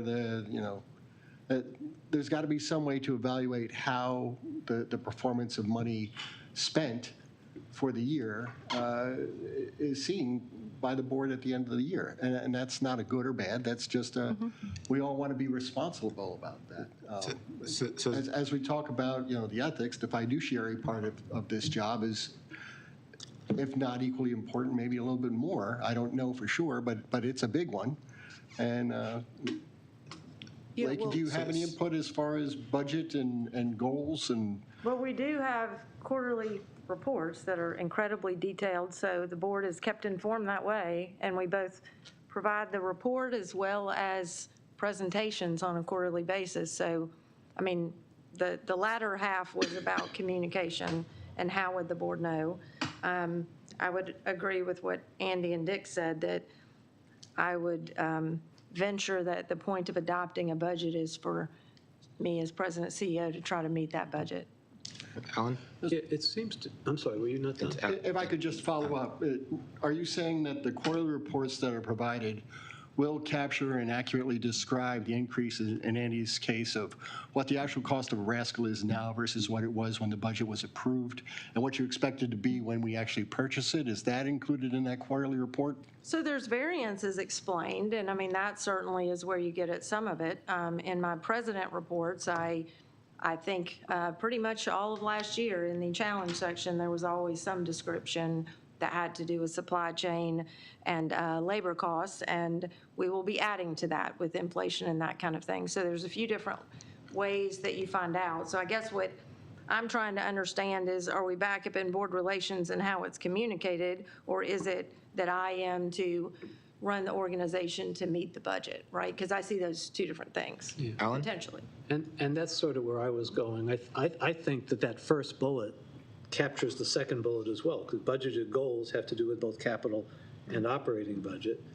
So as long as we're achieving the budgeted goals as global challenges and impacts persist and intensify, and we're kept informed of important developments when things have to be changed because of those global challenges and impacts, and it seems to me that's the goal. Dick? Just a little historical perspective on this. There was a time, I don't know what it was, about 10 years ago, when we had some incredible cost overruns. I think on Hobbit's Glen and the Haven and some of these other things. And Dennis might be able to address some of this, but we brought in a guy who was managing those projects, and we took care of it. And those cost overruns disappeared. We stayed within budget, and it was just a big improvement. So if we look at this question and, in light of just trying to avoid these runaway overruns and good management, I think that would solve the problem. Jenny? Okay, I've been taking notes on this, and what I'd appreciate, Bill, it sounds like, and you've had some of these suggestions here, but it sounds like you have some more. So if maybe you could give me some more that we can look at amending this and changing it a little bit, okay? No, I think that the board is wise in where they sit on this. It's, I've said my piece, and we can move on. Okay. I do have one question. So it sounds like where we are in this is we're really focused on, we're in a high inflationary state, which we obviously didn't predict when we built the budget last year because it's a fairly new occurrence. But we do have you do have a goal that's to really steward our finances in a post-COVID uncertain economic environment. So the question I have is, it doesn't sound like where we are substantially different from your existing goal. Is that a fair statement, Lakey?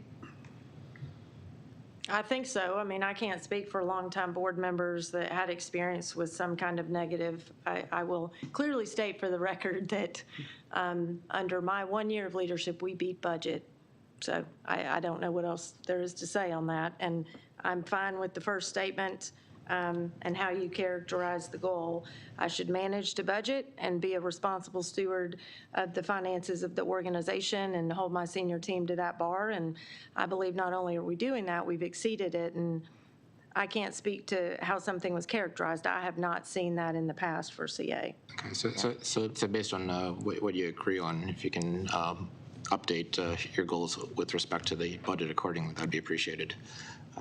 Okay. Next item. Wait. I did not understand what you just said. What? Because we're no longer in my goals. I mean, this has nothing to do with what I submitted. I mean, at all. Well, no, in your goals, you actually, in your goals, if I recall correctly, I touched on the budget, there's something about managing the budget in a uncertain but Jenny economic. clearly said she's in charge of this, so I guess she would be making that amendment. I'm just trying to find a common ground here. So. I have a question. And you mentioned that there are things that you agreed with here. So I was just requesting that what you agree with, if it's not already in your stated goals, just add them. Achieve FY23 budgeted goals as global challenges and impacts persist and intensify. Sounds good. Hey, Janet. Janet? So the increased percentage of resident households that have CA memberships and increased supplier diversity, those really, I mean, I could see taking efforts or initiatives to try to increase those, but Lakey has zero control over whether or not those are actually increased. I think that that's an unfair. Didn't we pass a policy about having more diversity in our Yes, and so I think, but the point is, you can take efforts and still not increase your diversity. You can take efforts, you can make initiatives, you can identify opportunities. All of those can increase diversity, but if you take the initiatives, it's also possible that you will not increase the diversity or you will not increase the percentage of households with memberships. So I don't think that that's really a very fair measurement when it's really in the effort of trying to do that should be what we're focusing on. Alan?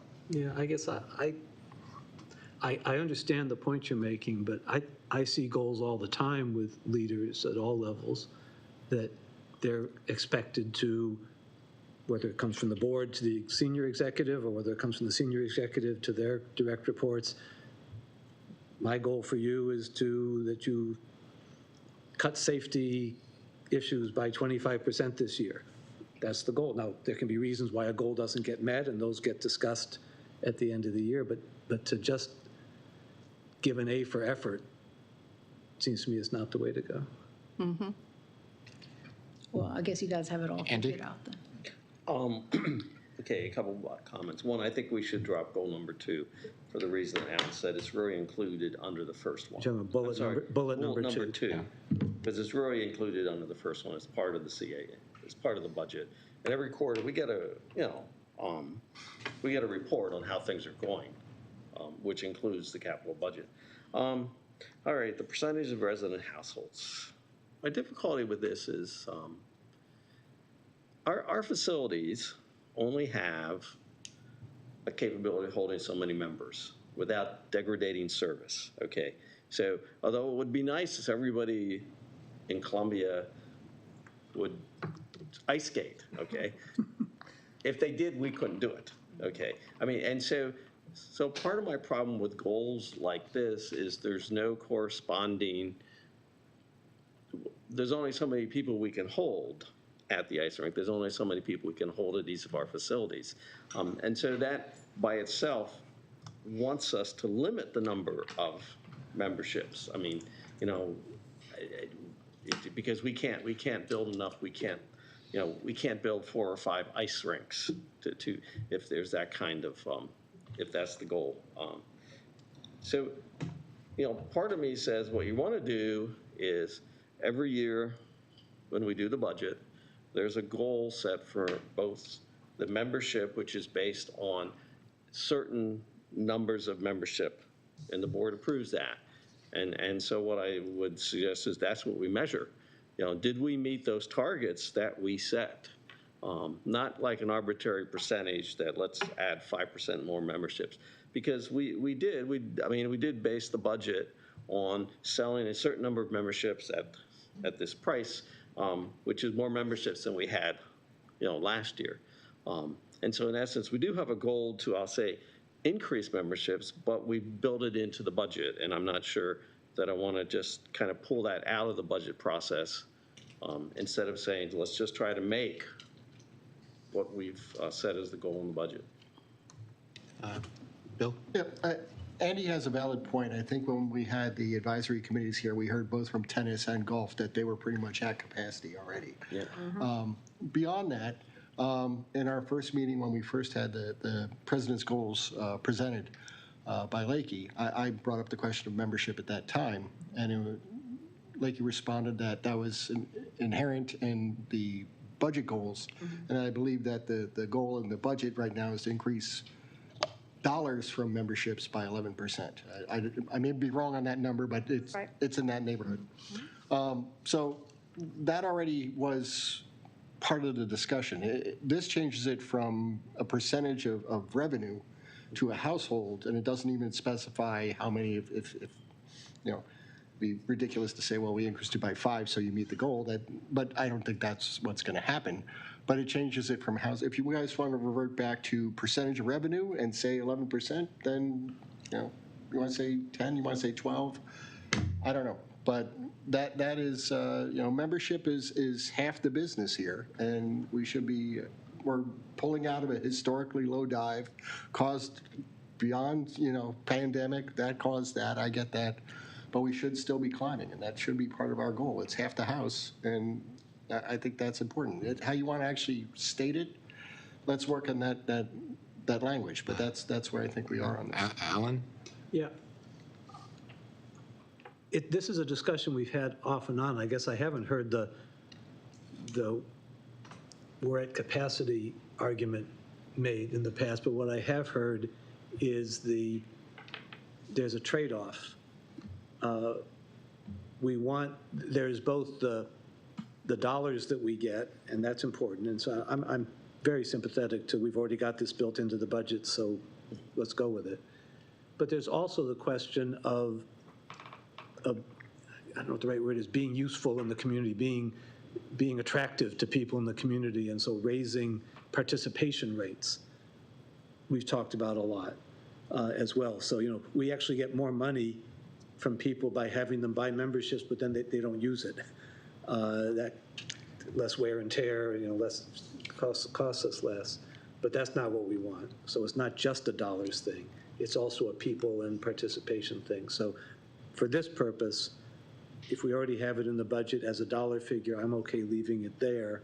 For the next budget, we might want to think about that, talk about that, and decide if that's still what we want. So it sounds like the two bullets about increasing the percentage of resident memberships and increasing these, the supplier of diversity in accordance with our MBE goals, sounds like that's not the direction that the board wants to go in. Is that? Well, I wasn't getting that from Bill at all. It's already in the budget. It's already in the budget. The budget stuff. It sounds like that those two bullets are not needed. Well, I wasn't hearing that from Bill. I was hearing that he wants to spend time on I just want to get a show of hands. I just want to get a show of hands. Who feels that those bullets? This isn't Ginny's budget or Ginny's goals. This is something that the board works with you on, Lakey, as a team. We're trying to work together to set up some reasonable goals for the coming year, something that you are comfortable with, something the board's comfortable with. And, it's not a battle, and it shouldn't be seen that way. We're trying to work together. Well, I do have to respond to that. The entire methodology of how this group has gone about the feedback to me does not indicate a collaborative team effort. So again, I posted my goals for the very first time on June 3rd. Yes, you did. We had 2 meetings. There was no communication outside those meetings with me as president, CEO, by the chair, by the vice chair, by any individual board member about those goals. And at the first meeting, there were questions more around word choice, and there was not a consensus or action on that I could take to make adjustments. And then at the June 23rd meeting, pieces of paper were handed out that I, as president, had not seen on the night of a vote. I do not characterize that as an attempt to work together as a team. So I do have to disagree that the approach to this is as a team. I think even the amendment is called the board goals and objectives for the president and CEO. I only have 1 year to go off of, but last year I presented my president goals and objectives. There was very little discourse, and they were approved at the following meeting. So this is markedly different than last year. So that is all I have to go on. Now, that doesn't mean we can't come to some agreement. I am not clear on that right now. I am very clear that this board has the authority to make the goals and objectives for the president and pass them. That is 100% within your authority. Well, let's in the future, let's try. Yeah, I'm sorry. I was improve the hearing, process. excuse me, in terms of number 3, increase the percentage of resident households, I was hearing from, I thought, Bill, that he has some ideas how he'd like to rework that. So I'd hate to kill it right now until he has a chance to rework it. In the interest of time, we're going to have to vote to extend a discussion here or Right, we will. stop the discussion here in a Right. minute or two. Just to finish this out, this is an issue of explicit versus implicit. If you just say achieve the goal that's in the budget and it's an 11% goal and it's understood, that's fine. It doesn't appear as a hard metric, but it exists. I don't need to have it in there. If the board wants to just say achieve the board goal, achieve the board goal. It gets there. But the budget goal. Does everybody agree with that statement? For number 3, not for number 4. Yeah, so if everybody agrees with that statement, I don't think we need to add an extra bullet for that. But regarding number 4, do we need an extra bullet for increasing the diversity of our suppliers in accordance with the MBA policy? It's already a policy, so it ought to be done, and I think calling it out certainly doesn't hurt, so I don't see any reason not to. Any other discussion on that? Is there- I feel the exact opposite. Because it's a policy, it's unnecessary to state it in the goal. It's expected. Okay. Dick? All I agree with Janet on that. It's a policy, and I don't know what it has to do with financial resources anyway. It's, you know, that's the way we do things. I mean, I would add that as part of the policy, we're going to get information on a basis so we can kind of, I would suggest we not Okay. put this under the. Anyone else that agrees with Alan that we should put it on? Okay, I think that should come off also. Can we go into number 3? Yeah, but I think we need to decide if we can extend the vote, and we need at least 5 minutes for goal 3, 5 minutes for the other, 15 minutes, and then that will be it. Can I And we get can do it in less, that would be great. can I get a motion to extend by 15 minutes this agenda item? So, yeah, second. Okay. All in favor of extending by 15 minutes? All opposed? Motion carries. Add 15 minutes to the Okay, let's move amendment on. item. The next one is, goal is to oversee CA's role in Columbia area land use planning. Brian, you want to take the lead on this? Or? Yeah, one of the things we were discussing was how important the open space plan is, because this is something that comes up. So the bullet number 1 is to develop an open space plan that uses the Jane Demner assessment plan as a guide, and also get input from the community, which I know, Lakey, you have got some input. You know, Kiara from the Freetown Farm, you talked to her about various things to do with the open space. Has anybody got any questions on that particular bullet point? Andy? Yeah, I mean, I did a quick look at all these, and there are 4 basically development things under this, and they're significant development. You know, an open space master plan, a plan for each commercial area, a redevelopment guideline process, development of redefined common, and then a develop proposed criteria. Each of these is a significant chunk. It's going to take a lot of staff time as well as board time, because in the end, the board's got to approve all this. And it's just, I don't see this as possibly happening in a year. I mean, I think what you do is you pick 1 or maybe 2 and you say, yeah, like this year we want to develop X or something. But it's just, this is a lot of work, and this is a huge amount of work. And what I don't want to do is rush it because it's all important.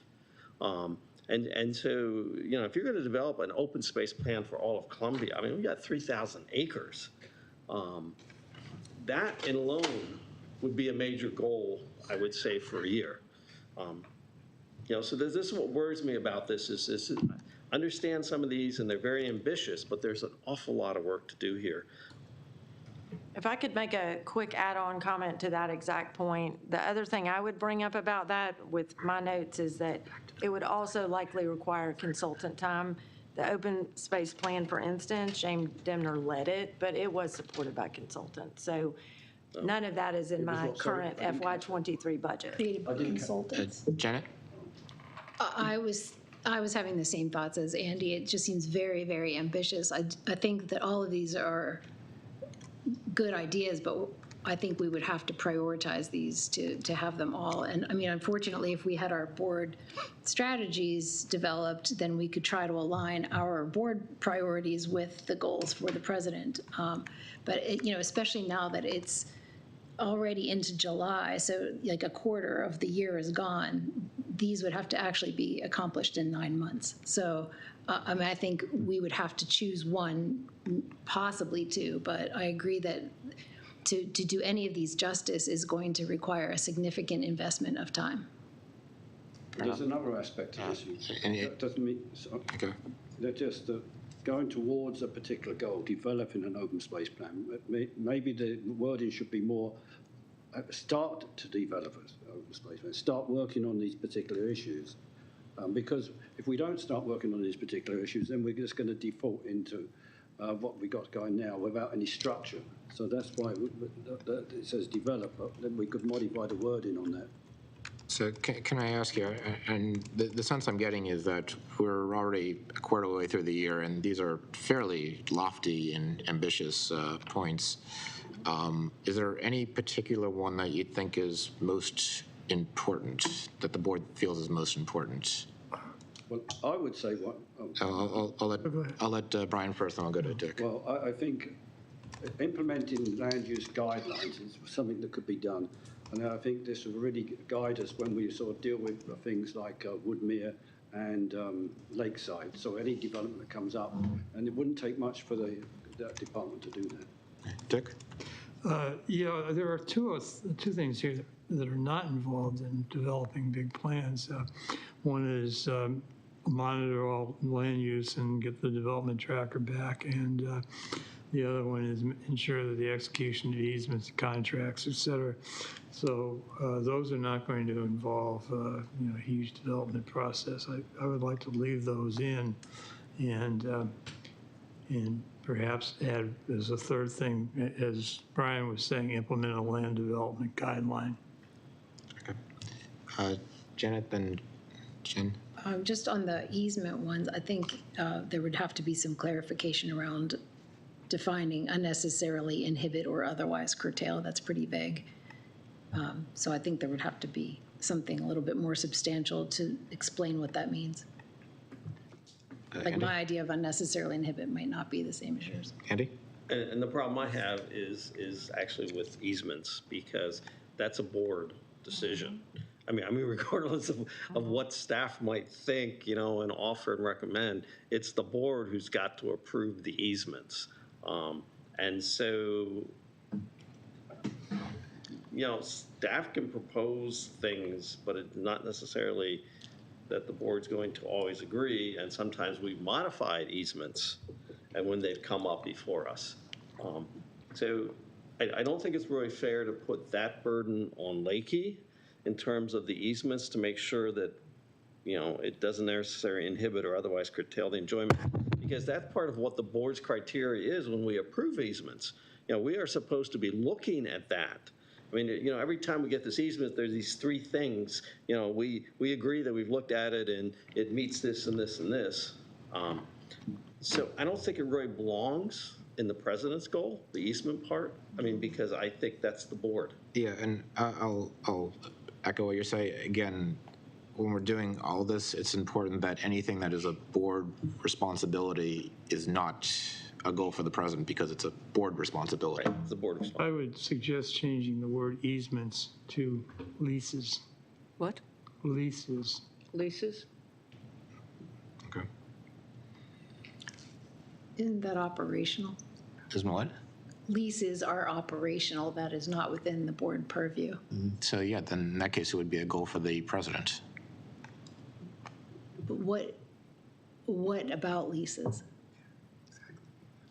Well, ensure that they will not unnecessarily inhibit or otherwise curtail the enjoyment of CA open space by residents and visitors to Columbia. And so I reiterate, I think unnecessarily inhibit, Well, a lot of it's a judgment call. If you take the adverb out and just said inhibit, would that be preferable? I'm sorry, jumped out of line. Yeah, that's fine. It wouldn't to me, because things sometimes need to inhibit, and for a good reason. So we need to balance those kinds of things. We've got to watch the time. So yeah, All right, any No, Lakey? are we moving on? I was waiting for okay. all the comments. I think we can only spend another minute. Lakey? Well, if they're my goals and objectives and you want my feedback, Yes. I'd be happy to provide it now. Yes, please. Develop an open space plan and develop a plan for each commercial employment area. I'm going to reiterate what Andy said a moment ago. That's both staff time, but there are multiple things in here that I think actually are organizational decisions that go into our FY24 budget process. These are the kinds of projects that most likely will require a consultant to have to be hired. The one that is still, from what I think I understand, being discussed, implement a land redevelopment guideline process that will guide commercial landowners in their redevelopment efforts. We have no authority. We are not a regulatory agency. We cannot develop guidelines that tell other people what they can do with their property. Can I That is comment on that? ridiculous. That would not be appropriate for this organization, and I do not think it would be an accurate goal for the president, CEO. Actively monitor, it says, all Columbia land use issues. We have a staff that for FY23 has a lot of projects that we are working on, and we have been making changes to how we are handling the development tracker because much of that information is developed and managed and accessible by the public county organization that does that, Department of Planning and Zoning. So replicating that effort with CA staff time is not only redundant, but means that our staff is not working on other things, such as some of the frameworks and processes that we are putting together that put the land that we own, which should be our priority, which is what we're predominantly focused on. And the same with the develop proposed criteria to evaluate FDPs, FDPAs, and SDPs. That is, again, outside of our authority. I mean, it's happening on other people's land, so we report on it. That obviously is a process that happens in our monthly reporting, as well as having special presentations come. But I think that it's critically important that we understand what is an organizational goal that needs to be adequately resourced and put into an annual budget process, what this organization has an authority or should even be involved in. And then lastly, the component that's been already brought up by a few people, what is an actual president responsibility as executive versus what is board? So the comment I'm going to make is that a lot of this stuff feels like it's more strategic in nature and something that's more of a board function. So anything that's sort of strategic policy, develop a long-range plan strikes me as it's a board function, not necessarily a goal for the president. So the question I have here, is there anything in this that is operational? Dick? Yeah, I would like to say that, yes, you're absolutely right, Likey. There are a lot of things that are county responsibilities that we really can't get involved in. But one of our strategic objectives is advocacy.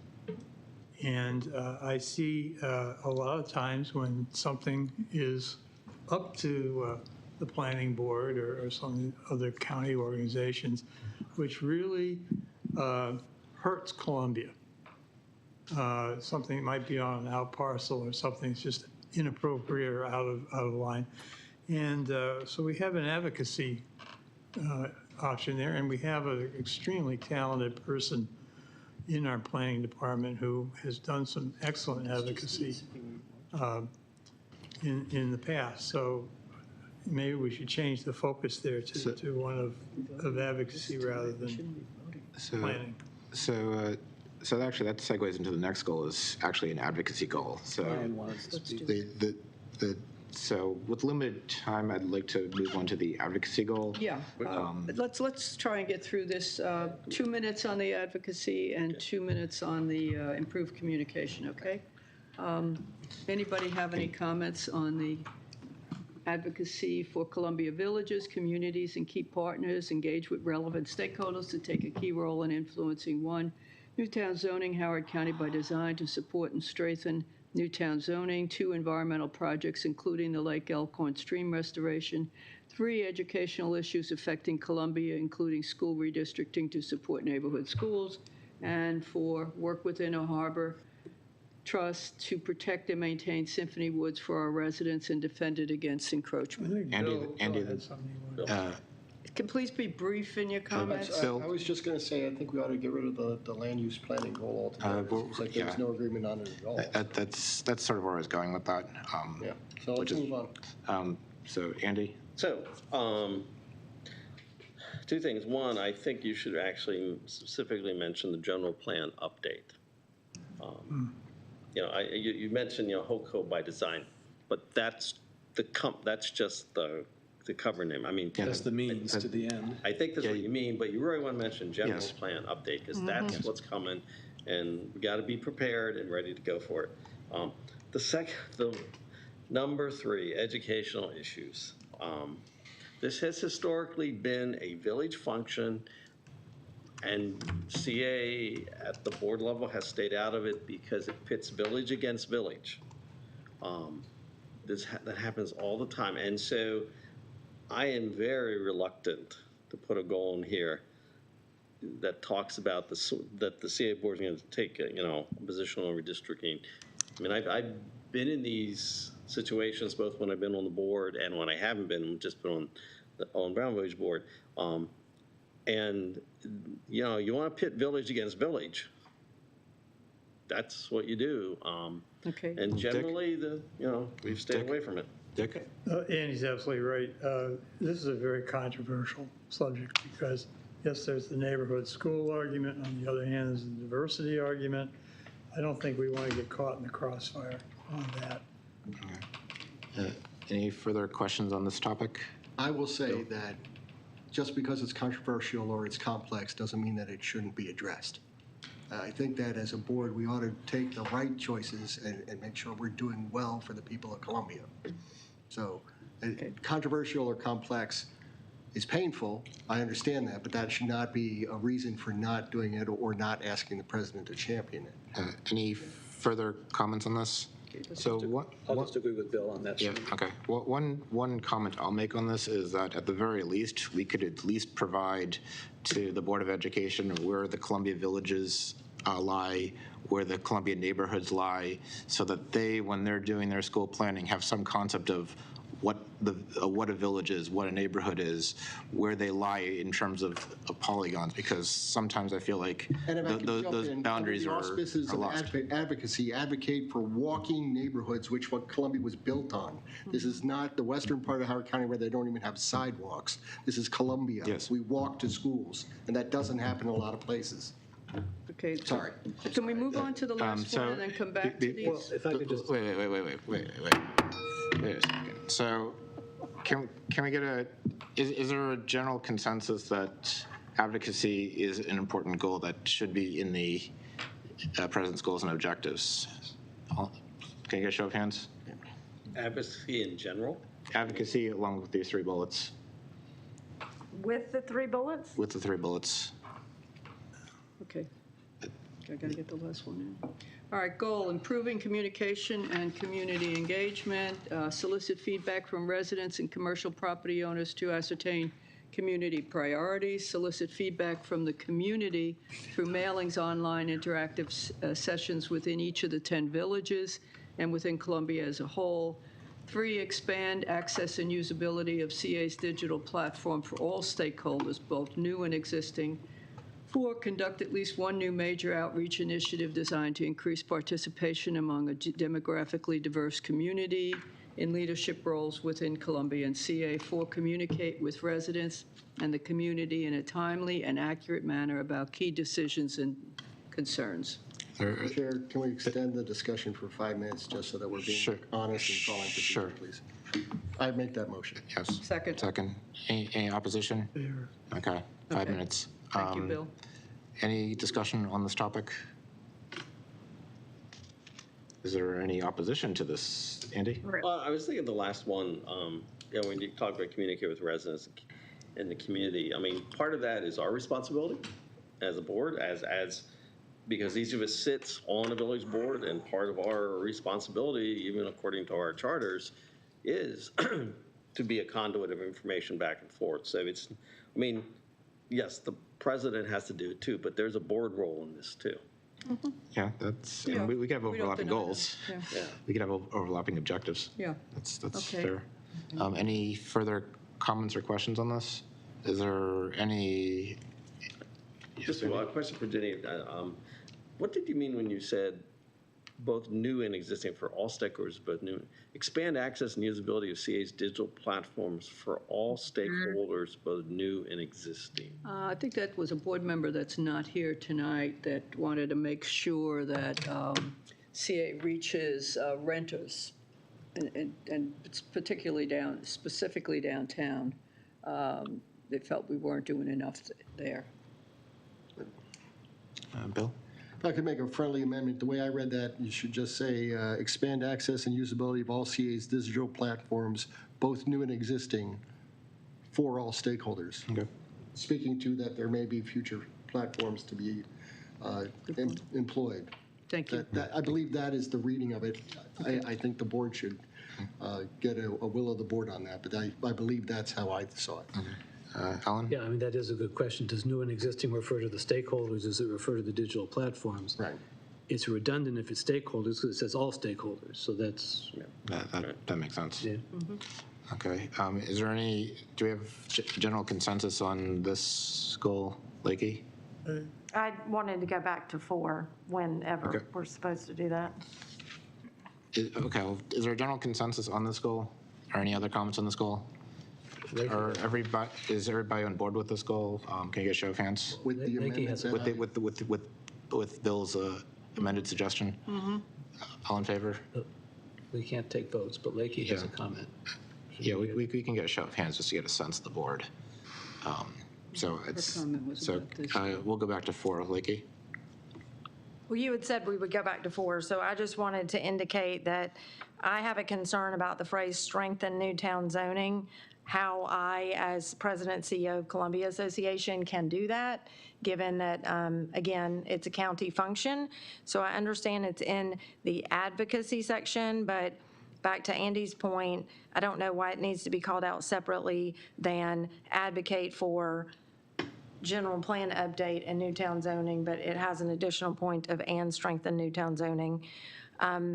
I do have to say, based on my year of experience in the first 2 months of this fiscal year, I am very concerned about being put in the position to advocate for the organization if the board is not able to bring 10 individuals together to form a unified organizational position. And I do feel that that's important for me to say at this point in the process. Yeah, I want to speak to that. I mean, I think I may have been one who suggested a word like strengthen, and put it in there because it's clear that from the county point of view, they're wanting changes in Newtown zoning. And so it wasn't just a matter in my head of, I don't want us as an organization or you as our president to just blindly support Newtown zoning as it is. I want us to advocate and be supporting things that would strengthen Newtown zoning. And so it felt important to some kind of modifier there so that it was clear that we were okay with some changes as long as they were not weakening. Bill, and then I'll offer my final And comments. just to piggyback on that, if a zoning change does occur, if it's recharacterized or reassigned, typically when that happens, the assessed value of the land that carries with that zoning change changes. So there's a direct fiduciary responsibility of the Columbia Association to be on top of this and at least be advocating for what is in the best interest of the people and the corporation with respect to assessed value. That gets to, we talked about membership being half the house, assessed value is the other half. And I think that's kind of the complete picture there. If we need to reword this a little bit, I'm open to that, but I think that's one of our pieces here. So we're out of time for this section. I do want to just go over and summarize where we've gone. So the key thing is we do want to, as a board, in this work session, propose a goal to improve board relations and communications. We do also want to see a goal to advocate for Columbia's villages. And we also want to make sure that there's a goal to improve communication and community engagement. Lakey? I had a question that there is removal outside of meeting the budget. There is a removal of all goals related to operating and leading and managing the organization. And that is what, predominantly I'm in charge of. And at a minimum, I personally strongly feel that what I do for my team and to create a culture and to create an employer of choice environment and to build an expert team and do process improvement, I think those are all critical components of my job. Any comments on? Agree with that. That sounds reasonable. That sounds reasonable. Okay. Yeah, I agree, they're critical components, and I guess the question, it sort of goes back to our, do these goals indicate, there already is a job description, you know, there is what the job entails, and then there's goals. Another way to look at it is, so one way to look at it is set goals that line that out, and another way to look at it is set goals that line out sort of the above and beyond kinds of things, and that's how I saw this. Janet? I think if you're going to look at it that way, then you should look at the percentage of what part of Lakey's role is the expected job description, and then make sure that whatever you're adding on to it in addition to is not a second full-time job. Because what we have listed here, if that's in addition to everything else, is a lot.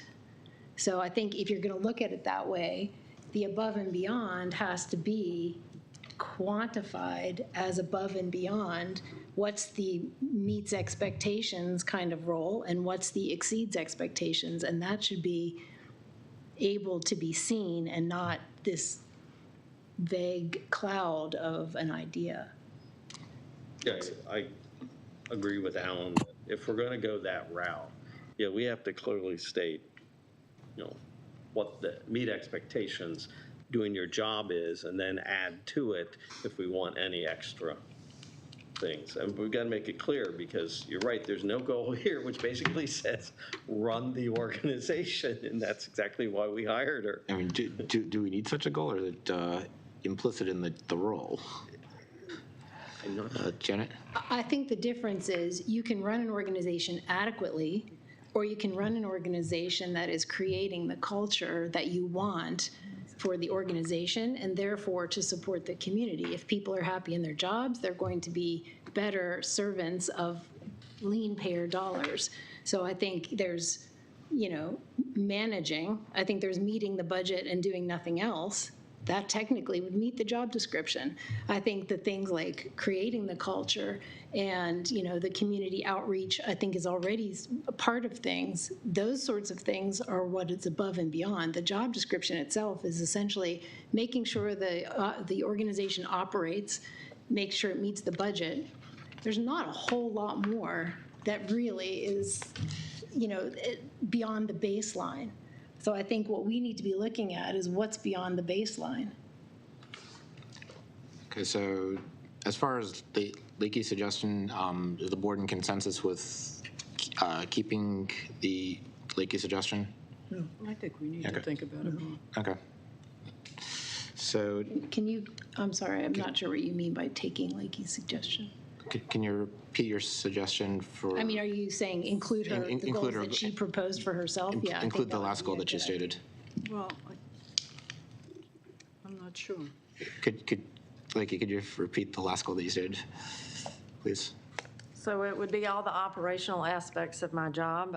I had some of that information in what I submitted back in June, but I think it goes to, first and foremost, I think that there is an evaluation component that has to be around the team. And as an organization, employing people versus creating a team environment is not remotely the same thing. But I would characterize it as the team, the culture, process improvement, and making sure that we are doing innovation inside the organization in terms of collaboration, work groups, agility, those kind of components. So is there any objection to this as a goal? No. Okay, thanks. Moving to the next topic, 4C budget schedule for fiscal year. This has been a great discussion. I think we've hit a lot of good things, but what are the next steps here? What are we going to do? So where does this go from here? So the next steps is, and which I will reiterate. So the next steps is. Who's going to write what? So the board, and I can draft them and send it out, but I believe the board today identified 3 goals that should be included. The goal of improving board relations, the goal of advocating for Columbia's villages, communities, and key partners, and and the goal of improving communication and community engagement. So I believe those are the three things that, Didn't, we also, I think there was a consensus that Lakey's team building. yeah, but she's already, I believe you already have that in your goals and objectives, so we don't need to. But add that's that. not what's reflected in what was put forward. I'm confused too. Are these in addition to what Lakey presented as her goals or in replacement of? That's a good question. It's a pretty Alan? important What I'm hearing question. today is combining, that there's some that might want to take out from the originally proposed goals. There's at least one we've taken out from the currently proposed goals. And that's what I'm hearing. I thought I heard you start, Sarah, because you were going to put it all together and draft. Yeah, Maybe so, Ginny was so going to. so the key thing here we need to do is take what we've decided that our goals that need to be included, combine them with what Lakey's already produced, and create a merged set of goals, because there's also going to be some overlap too, such as there's communication goals in both cases. Jenny? Yeah, I didn't get the impression, and we're not really supposed to be voting tonight, but I didn't get the impression that the land use goal was not on the table, that we needed to perhaps work it a little bit, is the impression I had. I don't know. Anybody else had a different impression? So they, I had a different. yeah, the impression I got was it was a strategic. They were strategic in nature, so we would need to have something that's more operationally focused. That's the consensus that I got. That's not all the items. There's certainly some items in there that still should be retained. And I think that definitely should be discussed. And of course, there's a lot of input there that should be taken into consideration, and Lakey's input as well. Right. Yeah, so but it shouldn't be just thrown out, because there are some things like the development tracker could be refined and things like this. So I agree. don't want to just see it just disappear. Andy? So I have a little bit of concern. If we're taking Lakey's goals and these goals and adding them, We're not doing. are we going to have, I mean, it's just, that's an awful lot of work. And my question is how do you pare it down to a reasonable set that a person could do in a year? 9 months. You know, that's what I'm wondering. Well, I think what Lakey just summed up in a few minutes is one goal. Yes. We don't have to go back to the original June document. Let's condense that down to something that's manageable. And I'm hoping that there can be, over the next 2 weeks before our next meeting, some meeting of the minds here on where we're going, what we're doing, and I don't want the whole year to go by before we got a set of goals. So what I propose doing here is, I think over the next 2 weeks, we should have a group of members from the board take what we've discussed today and discuss it with Lakey to try to merge what the board's discussed today and what Lakey's presented into a single document to be voted on in 2 weeks. That has to be done in the next week. That's got to be done I next mean, week. we post on the 22nd. Again, we do not Yes. have 2 weeks. And so I can't get it on the 22nd. That means that it would have to be in advance of next Friday. And obviously, So it would have to be a meeting early next week. So could we establish a meeting early next week to try to, and I can work with you on this. I'm sure there's some other volunteers on the board that are willing to work on this because we've got way too much time on this. So are there any volunteers who want to work on, establish a time and merge what we've discussed today with what Lakey's presented in the past? Brian volunteered. Any other volunteers? Jenny and myself. So let's establish a time where the three of us can meet with you and let's hammer this out. Is that a acceptable solution? Is there any expectation that it will turn out different than what this document was? Well, we'd be. Yeah, because it has to include Lakey's. Yes.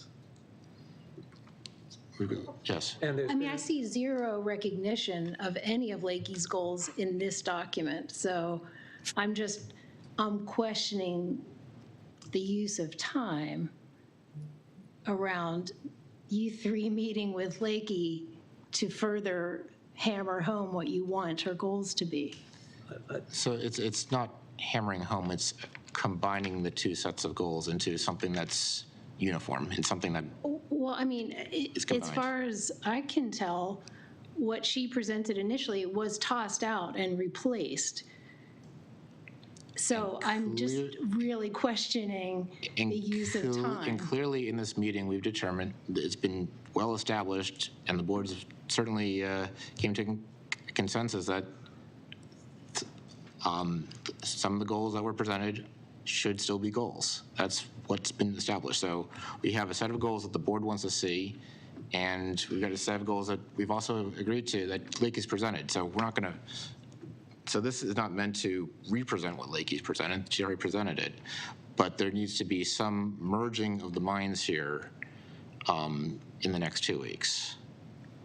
Andy? Well, I mean, if we're going to do that, we're going to think, then I strongly suggest that the working group be given that 4 or 5 goals max. That's it. Yes.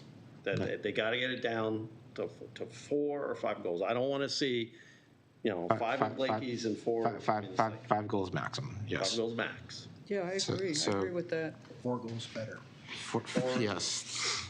Goal is 4. So Can I make a point that, again, this entire thing was done and called the board goals and objectives for the president CEO?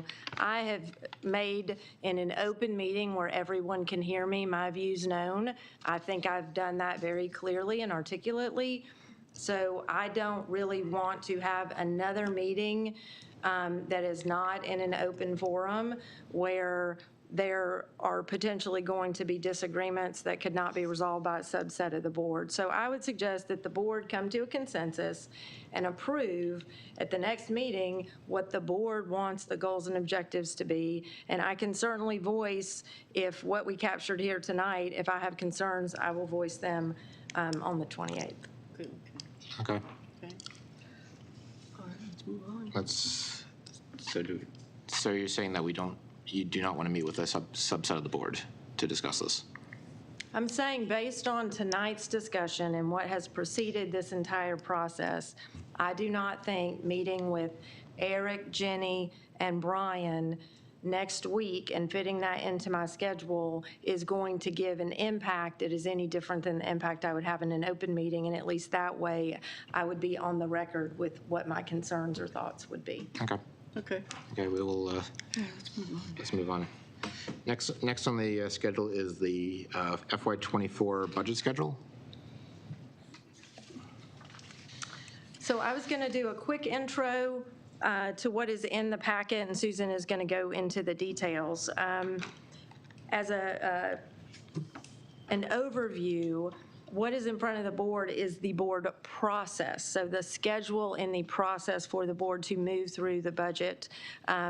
Obviously, we're not getting, or I just want to be clear, we're not getting into any ideas about how we're going to be parsing out projects or moving through programs. But the idea is that it's being presented tonight to be discussed, and at the next meeting it will be voted on. At that time, we will drill down into very specific dates. It is a conceptual calendar. This worked well for us last year for staff to get enough feedback to understand the timeline. Some of these dates and timelines, and Susan will touch on this, I just want to be very clear, absolutely have to be in place from the time that we need the budget approved and backing out the ability of the team to do the work. Structurally at CA, we do not have a separate dedicated budget team. So that is something that is put together around the season.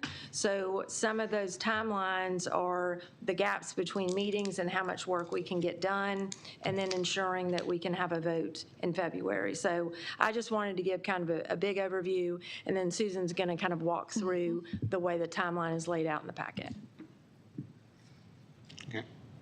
Okay, thank you, Lakey. So one thing you probably or may or may not have noticed, that this is a one-year budget again. So for those of you who have been on the board for some time, we had been doing two-year budgets. it is too soon to return to that process, given, I don't believe someone said earlier, post-pandemic. This is not post-pandemic. This is still, solidly in the midst. So this proposed schedule follows the community engagement focused approach that it was innovative and effective last year. It was very successful in getting residents to participate. We envision this similar number of engagement tools, like starting with an online engagement tool. We did that last year early in the process.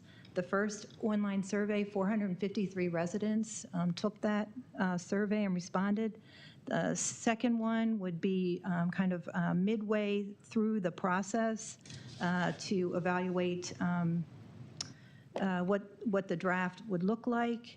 And I'm sorry, that's closer to the end. And then we would do as like mid-process meeting forum for resident engagement. So last year with those 3 tools, we engaged almost 900 residents, which was some years probably 100 times more people than we heard from for a budget, and others, less. But so this takes that same engagement mindset and applies it. So the 3 main kind of elements of the process are identified by color. They do overlap some. There's a listening and prioritizing piece at the beginning, midway through, and near the end, right before your deliberation and vote.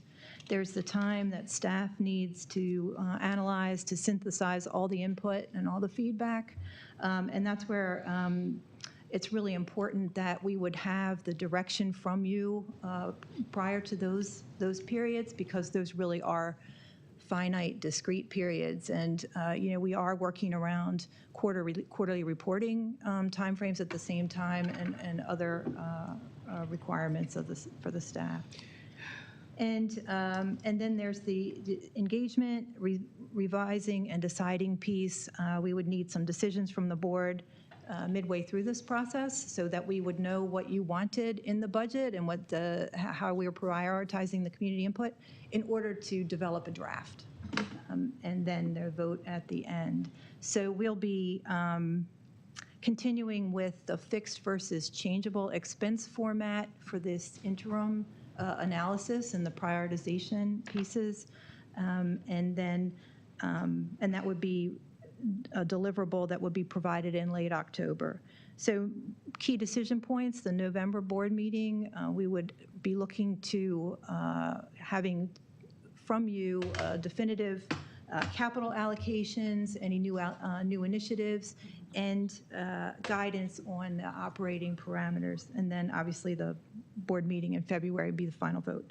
So like Lakey said, then once you agree with the framework and with the prioritization of engagement in these 3 places, then we can list out the meetings, work session, board meeting discussions, the actual deliverables, and the specific events. So that's kind of the overview.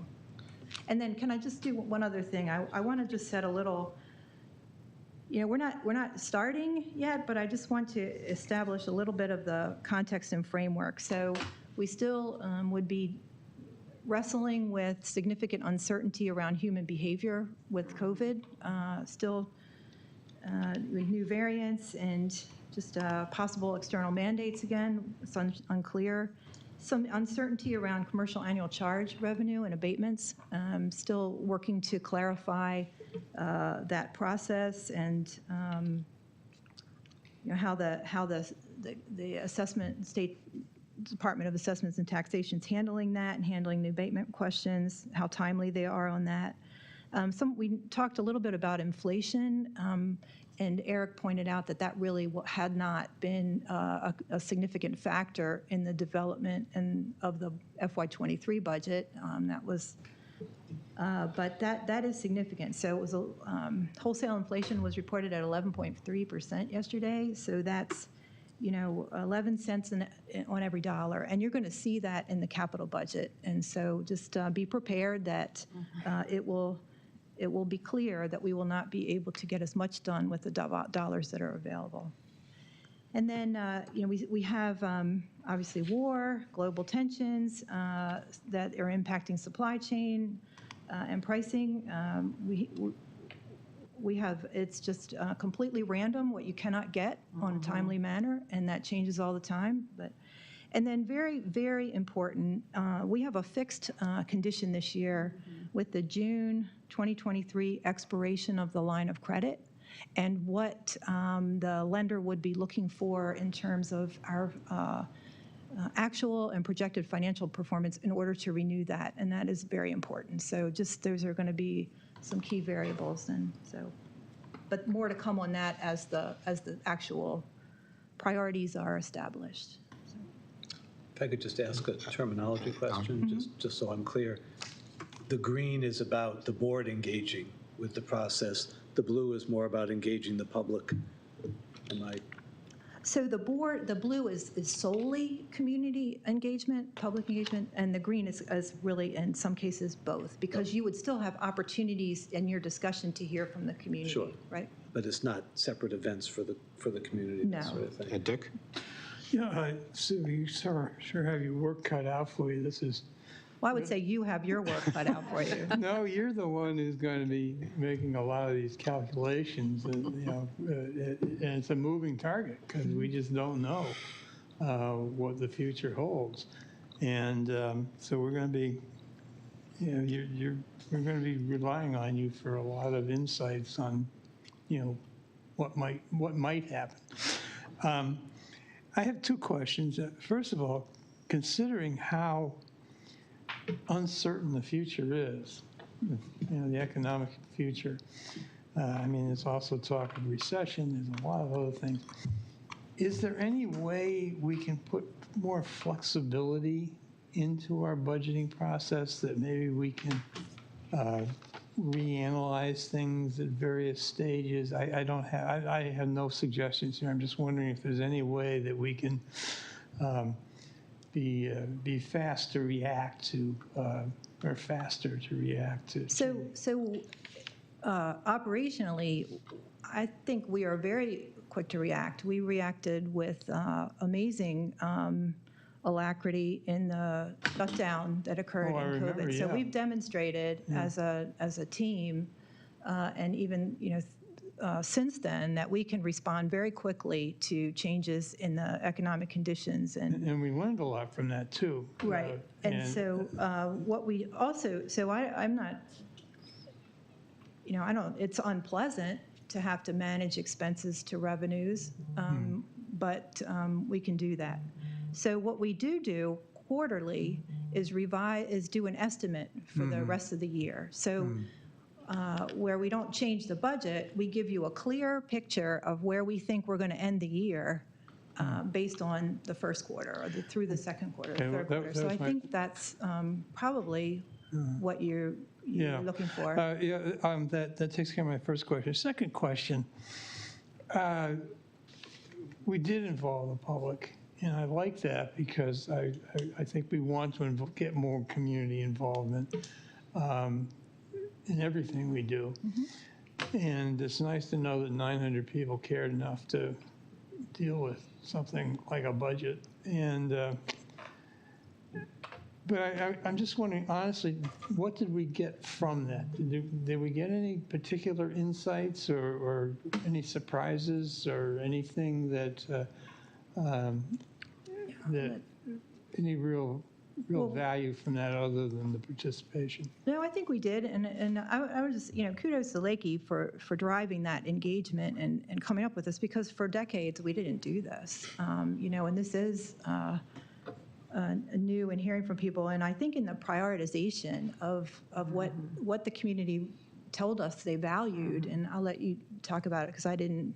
I was going to say, we will recap some of what we got out of it when we go into this next process, but just as a kind of wave top level prioritization first and foremost. And then I think that there were pieces that anecdotally, a lot of people say this is what really matters to people. And the votes that came in did not all align with that. And that's what we reported out to the board. There was a lot of support and interest and continuation, a lot in the community programs and services, and some, very specific programs. And that's not to say that people don't love open space, but if you only talk to Dennis, all people care about is open space. So I think that combined with, we introduced the idea, we were not able to fully build it out. I would like to see more of that this year with better articulating the trade-offs. But I will say that a lot of the feedback that we got, particularly in phase 2, we actually specifically asked people if they had participated in a CA budget process previously, and it was over 80% had never, ever responded to anything around the CA budget. So part of that was, we leveraged the village system. The village managers were very instrumental in getting it out into their, newsletters. But I think we also made the categories and our organizational realignment, but the way that we communicated it in engagement, much more tangible to what people think about what CA does. And that, I think, helped us get a better understanding of true prioritization because people aren't as responsive to what some of our budget line items might be. We really started talking about pathways and top lots. And so I would say fundamentally prioritization, and we took that into account heavily in what we drafted, and I think ultimately affected the board. Okay, thank you. Bill? Like largely last year, there was a discussion, at least at the front end, of 3 structural differences in budgeting and how the CA would be constituted. Do you foresee in this budget cycle that for this year, will this be more of a traditional capital and operating, or are we looking at? Welcome to you can talk to me anytime by saying It's not me. Are we looking at more structural changes that could be on the table also? I was just curious. So I think that, the honest answer is it's up to the board. I will say that my take, and we had some of this in our, as we moved through the process, and I know that I talked a good bit with some individual board members last year. I think the scenarios did not get the kind of differentiation that I think perhaps would have been more meaningful. What seemed to be the most meaningful was pulling fixed and changeable, as Susan mentioned. Pulling those apart helped, I think, again, the board feedback was board understanding as well as resident understanding. What we're hoping for, and for many of the constraint reasons that Susan listed, what we're hoping for this year is that we would get clear priorities around strategic objectives so that we could make those larger allocations, particularly in operational dollars as well as capital dollars. The earlier we can get that in the process, I think the more effective that we could talk about the trade-offs of what those priorities are. So I think it would be less 3 distinct structural differences and more, if this is a key priority as a guiding force, which is really, the kind of information we need from the board, then we can really start to thread that throughout the entire budget. And then the other piece would be the fixed and changeable. I think that if there are some questions around trade-offs, it's a lot easier to see those kind of on the fly in discussion. And Jenny? Yeah, 3 quick questions. One, when you say community and village survey, is that the village boards or that you meant? That's what, yes, the village boards, right. Okay, and 2, would it be possible to have the exact dates here? Not yet. Okay. And the other thing what Bill was talking about and how you were responding, I understand what you're saying, Lakey, that the board should tell you what the priorities are, but on the other hand, we do have new board members. I would like to see the staff tell us that X no longer makes sense as a service or as a facility or whatever. that you feel strongly that we should be doing something else. Yeah, the board will decide whether to do it or not, but I'd really like to get the feedback from the staff that's dealing with this on a daily basis as to this facility makes no sense anymore, or this one, we need to reimagine this facility, et cetera. And that's, so it's not we just do it. I think we need that from you first to give us some things to think about, is the way I look at it. And then the board can react to that, and we can get the communication going. In other words, you're dealing with it, you're the professionals. I want to hear your opinion. So I think that it's important to say that we're asking the community first for general priorities. We're going to give that to the board. The board then talks about priorities. The staff at every step of this obviously are integral to a lot of the analysis and would absolutely be putting forward our ideas. But I do want to be clear that the role of the board at the front end, the ability to articulate what is strategic, what is a priority, what are the kinds of outcomes that you want to see, new board members or not, I mean, that's in September. That's the kind of leadership we do need from the board. So I think staff really informs it and is part of the discussion, but that first meeting in September, where we're going to hear from the community, you know, we're going to be summarizing the community feedback in the board, it's really much more at a strategic level. And then the staff is obviously woven throughout the rest of the process. So not that we would not be participating in the discussion and offering information just like we did last year. No, excuse me, that's not what I was saying, not offering information once we make, this is a priority, whatever. I'm really saying that there are probably facilities, things you want to change, or you want to eliminate some of them. They no longer make any sense, especially if we're going to have fiscal problems. There may be things that you don't want to continue to support. This has come up for years. I just would like the staff to be upfront about that right at the beginning, because that would help us decide, well, then we don't need to be funding this, that, or the other thing. Or we need a study on this to see how we reimagine this particular facility. Any, Janet? Yeah, is the point of that so that you can rewrite it? I mean, I haven't seen any evidence that you trust what the staff is offering. The ethics policy has been rewritten by a subcommittee. The president's goals have been rewritten by an ad hoc committee. So I find it interesting that now you're asking for staff input on something when you tend to completely disregard it. So that's not accurate.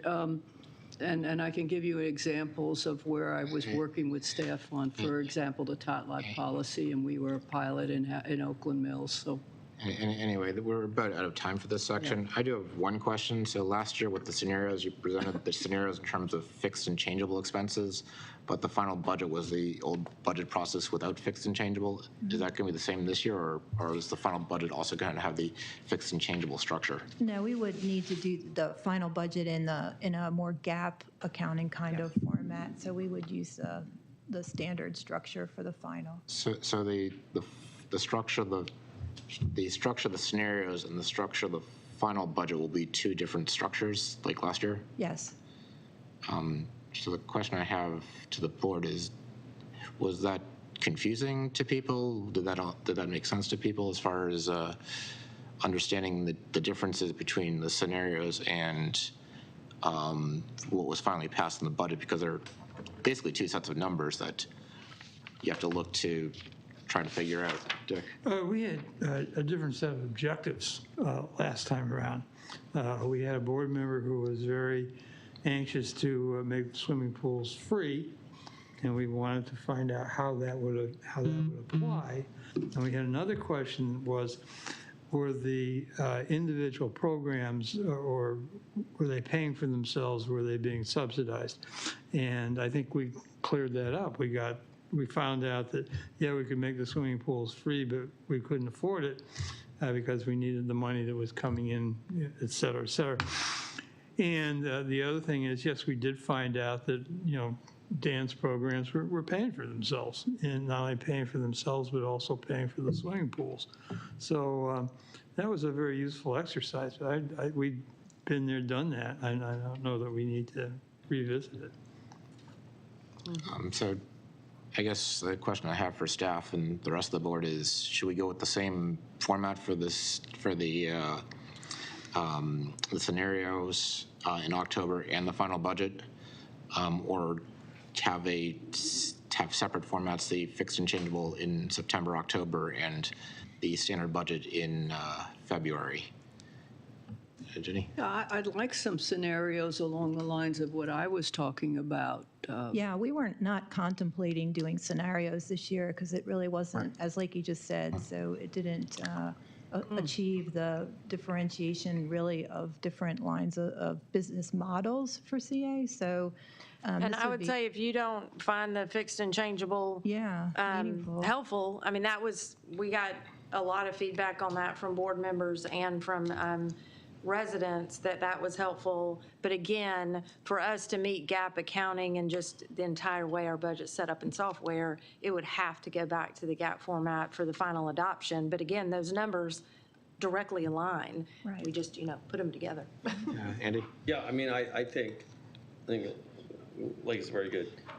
The final numbers have to be GAAP. The budget has to be GAAP. I mean, it's just up to the board. You're just going to have to learn how to do the GAAP stuff. But I think that having the fixed cost, that was so much more understandable to board members and the public.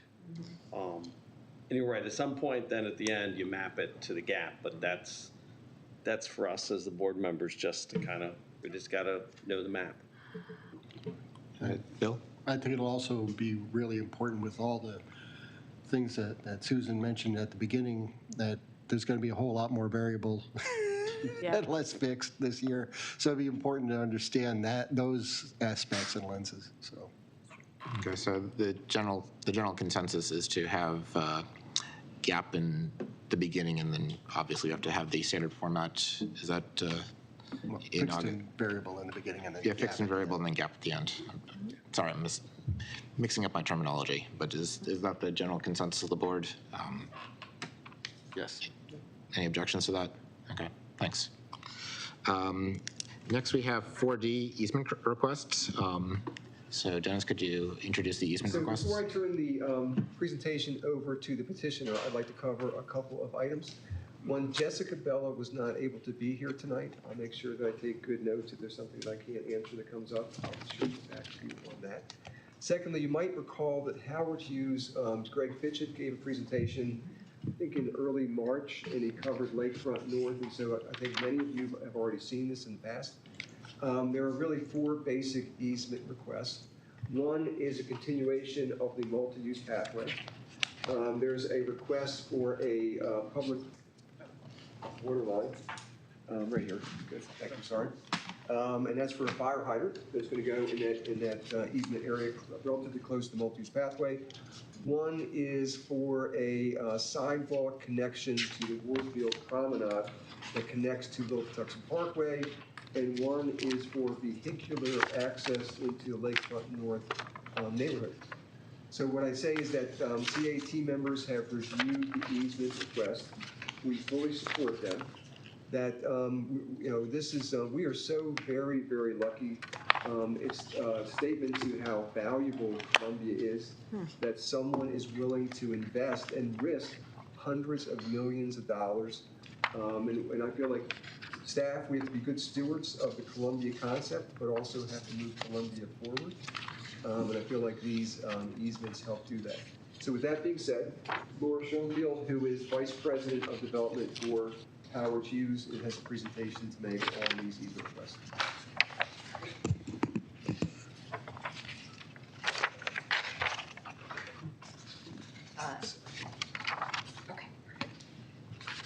Good evening. I'm also joined by Dan Sweeney, our city engineer.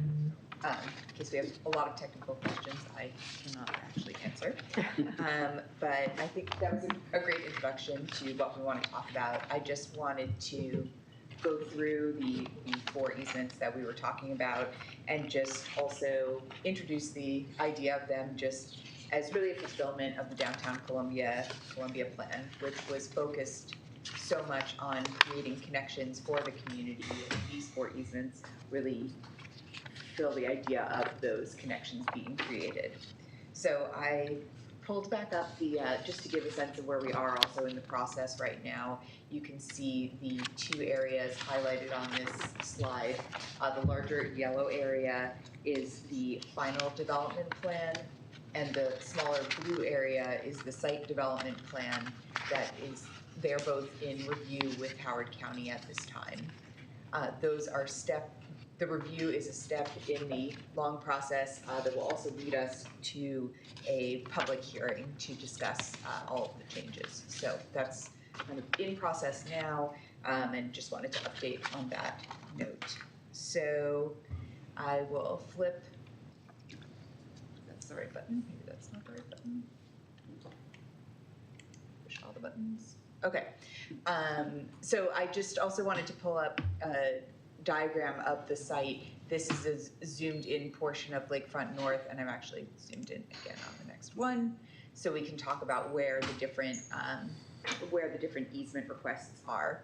So we will be looking at an easement at Warfield Promenade, at the multi-use path and the fire hydrant, which is here, and then at a potential continuation of Road B to Little Patuxent Parkway, creating a right-in, right-out intersection.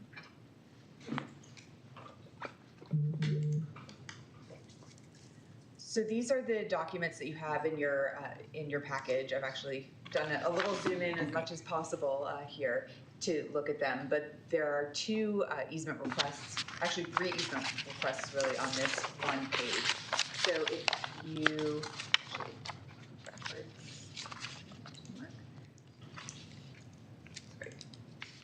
I didn't get a lot of technical training before on this. I just wanted to go backwards. The left arrow. Side arrow. Okay, there we go, okay. Sorry. So again, looking at Warfield Promenade, which is from the site all the way downstairs towards Little Patuxent. Sorry, weird technical things happening. Okay, so just to give that context. Okay, so Warfield Promenade continues all the way here, and we think that it's a really important connection to bring the lake and Lakefront North together to the Warfield neighborhood and to the mall. And so what we are requesting in this easement is to continue the specialty pavers that we are using for Warfield Promenade and the double LA of trees all the way to Little Patuxent Parkway. So it will clearly bring community members and visitors down through here and then allow them to cross over Little Patuxent in a clear manner. So that's what this easement. Where is our property on that, and what do you need from us? Right, so your property, try to get out of all this weird stuff highlighted. Okay, your property is the hatched property right here at the corner. Okay. So what we are requesting is an easement that would allow us the opportunity to pay to build this additional portion of Warfield Promenade, and then we would also maintain this. Yes. Would you like questions at the end, or can we just actually? Questions throughout. Okay. And when you build this, is this a build and maintain, or is it build? She said build and maintain. Oh, it's totally fine. Yeah. So build and maintain, as we'll be maintaining the other, directly adjacent area, similar area. Any other questions? We can always come back to any questions on that. Then we'll cross the street, and this next, so the hatched pattern here, and again, you can see this, I know it's a little hard to see here in all the documents that were prepared and in your package for this meeting. Across the street, the area we're talking about now is the multi-use path. So there's currently a sidewalk area there. We would like to have the easement to remove the sidewalk and then add the typical multi-use path to continue the Howard Hughes commitment of building multi-use paths at every development that we are building in the entire Columbia community. So this would just be a continuation of that. And then we'd also like to add a fire hydrant here. There's no fire hydrant in this area. So there would be an easement. This little square of land would be an easement that would allow a fire hydrant to be put in to serve the new development. Does anybody have any questions? Does the fire hydrant end up being a county thing, or is that a Howard Hughes thing, or? I believe it would be a county fire hydrant. It would not be a private fire hydrant. So Yes. does the multi-use path, does that connect to the existing CA trails? This, not at this request, but we are planning future connection to the Lake Trail. But we're not ready to share that yet, but it will be part of the same development. So that'll be on the, let me just go back to the overall. That's going to be on the back Right, that's side. right, so we are just, the easement requests for tonight are just focusing on the west side. We will be providing the easement request for the connection to the lake path. We're very excited about it. It's gonna be a great boardwalk that's going to really bring you through the space and make it a great connection and create kind of a gateway to the project from this side. And as I recall, that's going to tie into one of your pocket parks there, right? That's correct. Yeah. Thank you. Glad you remember that. It's going to tie into this B, the pocket park that's being shown in B here. We're currently working with our design team, including Dan and CA staff, on finalizing the design. So we look forward to presenting that easement request and those design plans in future board meetings. So the second phase is the gray dots up there? I would say that's kind of a general idea. It's not actually going to look like that, but it is going to be a path that connects over the stream to the lake path. Okay, but that's a separate easement. That's a step, yeah, we're calling that kind of the east side easement. So this is just focused on the west side easements. We will we will officially apply for the east side easement separately. So just considering the pink arrow. So just considering the pink arrow. Oh, yeah, this is actually a slide from another presentation, but it's just trying to show how Warfield Promenade all the way to that path create this great pedestrian experience. Is the sidewalk that you're thinking of taking out currently on CA land, or is it currently on county land? It's on CA land, which is why we would need the easement from CA to replace it with the multi-use path. Yes. Now the multi-use path, right at the moment, is just projected to go from Starrett to Road B. And will it be like the other multi-use paths, lighting, lit benches, things like that? Like the path you have from, the Blandair Park, from the Hospital Blandair Park, and the pathway along Twin Rivers Road, which, has light, it's lit and has benches and things that it's often. I will have to get back to you on that. I know that it is going to be a similar 10-foot width asphalt, so typical materials as the other multi-use paths. In terms of actual lighting and benches for that stretch, we can get back to you on that. Okay, because I was wondering if it was going to match the other multi-use paths we have in downtown. Yeah, we will get back to you on that. Let me just make a note. Okay.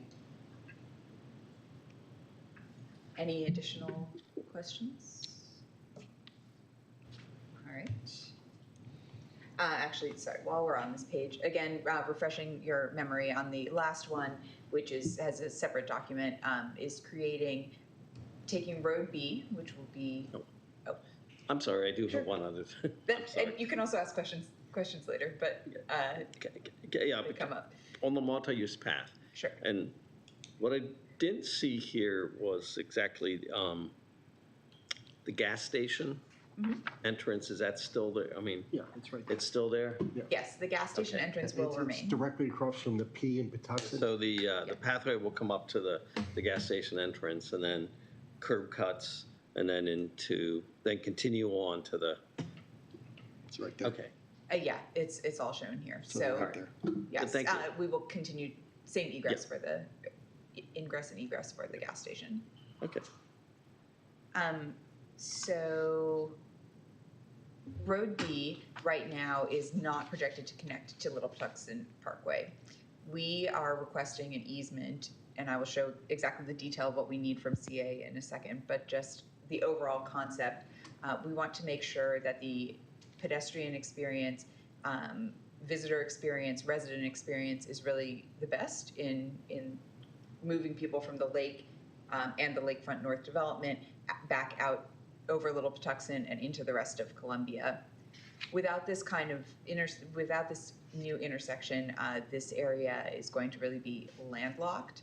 And this intersection will also allow the flow of traffic to be more around the site, allowing the Wynkoop extension portion to be more of the pedestrian-focused street that we have been planning for it to be. So the specific request, zoomed in version, is basically, this is Road B, obviously we're turned 90 degrees. This is Little Patuxent Parkway. CA owns the land that would allow a connection for the two, and also has electrical equipment sitting in that land. We are requesting an easement to be able to, and at our cost, move the electrical equipment to a separate location here to allow the road to be cut through and to allow the right in, right out to be created here to service that portion of the site. Yes. And maybe this first part of the question is for Dennis. Is that portion that where the new road would be currently considered part of our open space? Is it credited open space? I guess whatever the formal. I believe that it is. It's not. It's not credited. It's not, so it's not. It wouldn't matter. Even if it was credited, though, it's not. It would only be a problem if you use it as a parking lot, as a parking space. As a roadway, it would still count as credited open space. Well, okay, there's count and there's should it count. So I get, to me, I mean, I get putting a path on open space to make the open space usable. For me, putting a road on open space is just a little more, I'd want to think about trade-offs, but if it's currently not credited, there may be nothing we can or need to do about it, but that's the part that gives me a little pause. I mean, I get the purpose. I get it makes perfect sense to do it. It's just, is that the best use of our open space, or should we get some other open space for it?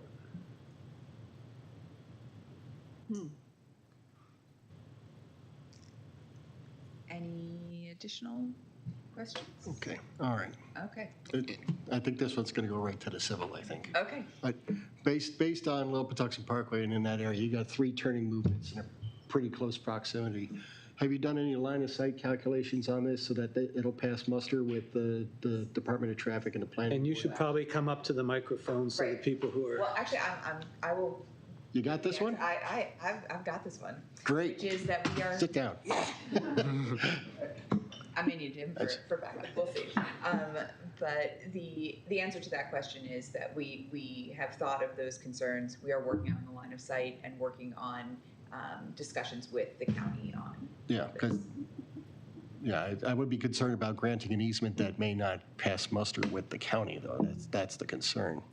So. And we do understand that. The timing of the first set of easements we looked at is more immediate than this easement. Sure. We wanted to bring you everything that we were prepared to discuss, but we are also open to continuing the conversation with the county and keeping you updated on that and having your approval of this specific request pending that approval by the county. Yes, I did it all by myself. Usually it's like 300 feet. So, I mean, I've done a number of these, so I just wanted to make sure. Thanks. No, we understand the concern. Someone else had an additional question?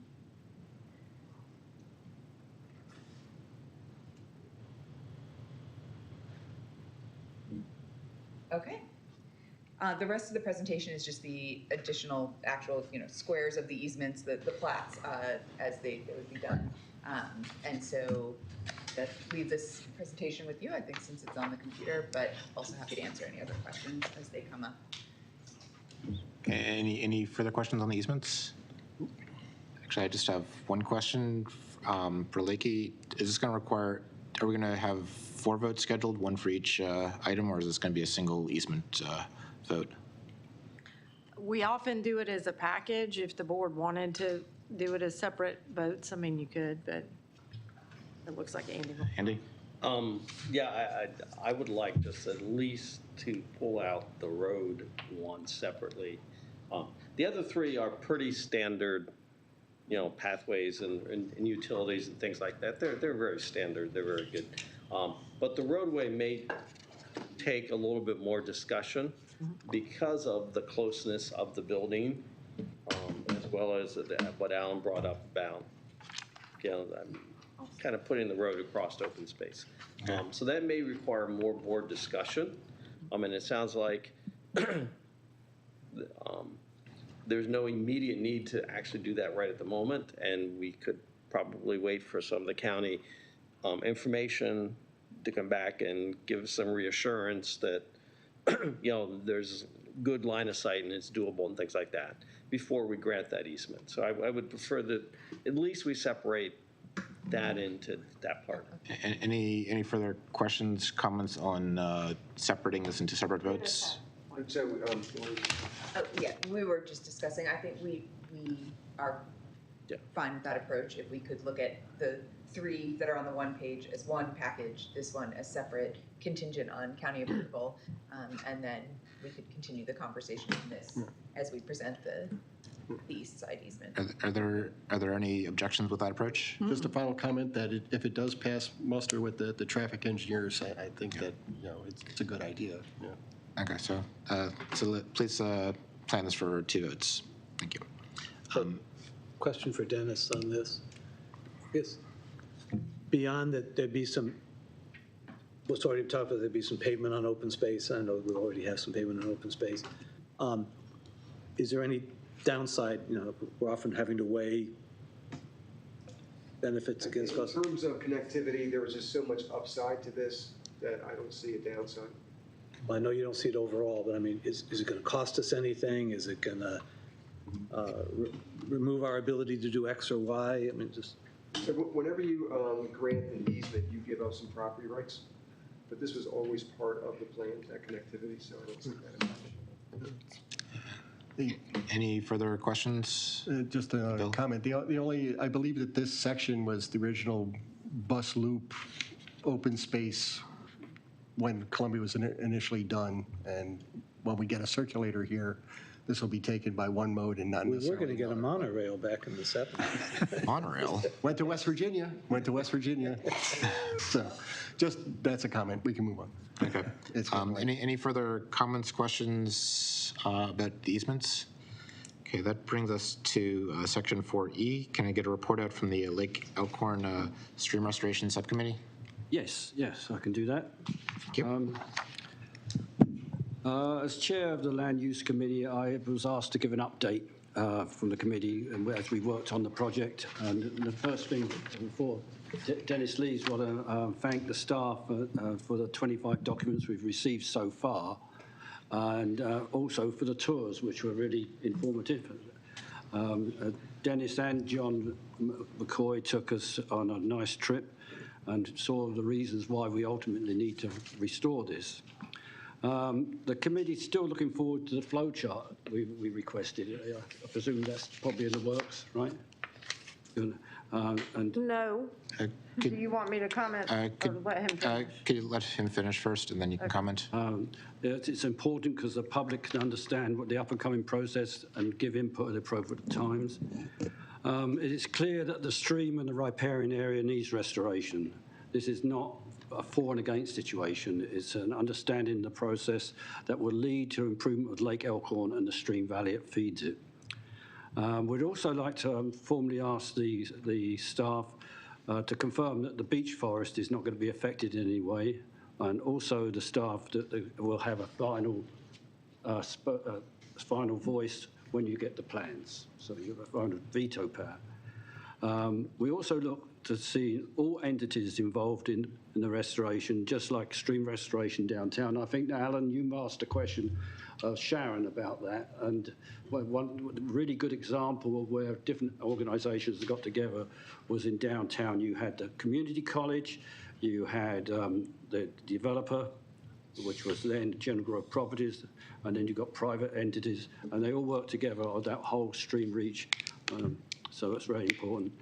Our committee, just on other topics, our committee has met twice and has discussed issues related to the Lakeview development and CA's involvement in Columbia development and, of course, the Sixpenny Circle Totlock. And that's the report. Have you got any questions? Thank you. Do you have any questions? If I could just amplify a little, just to make sure it's clear.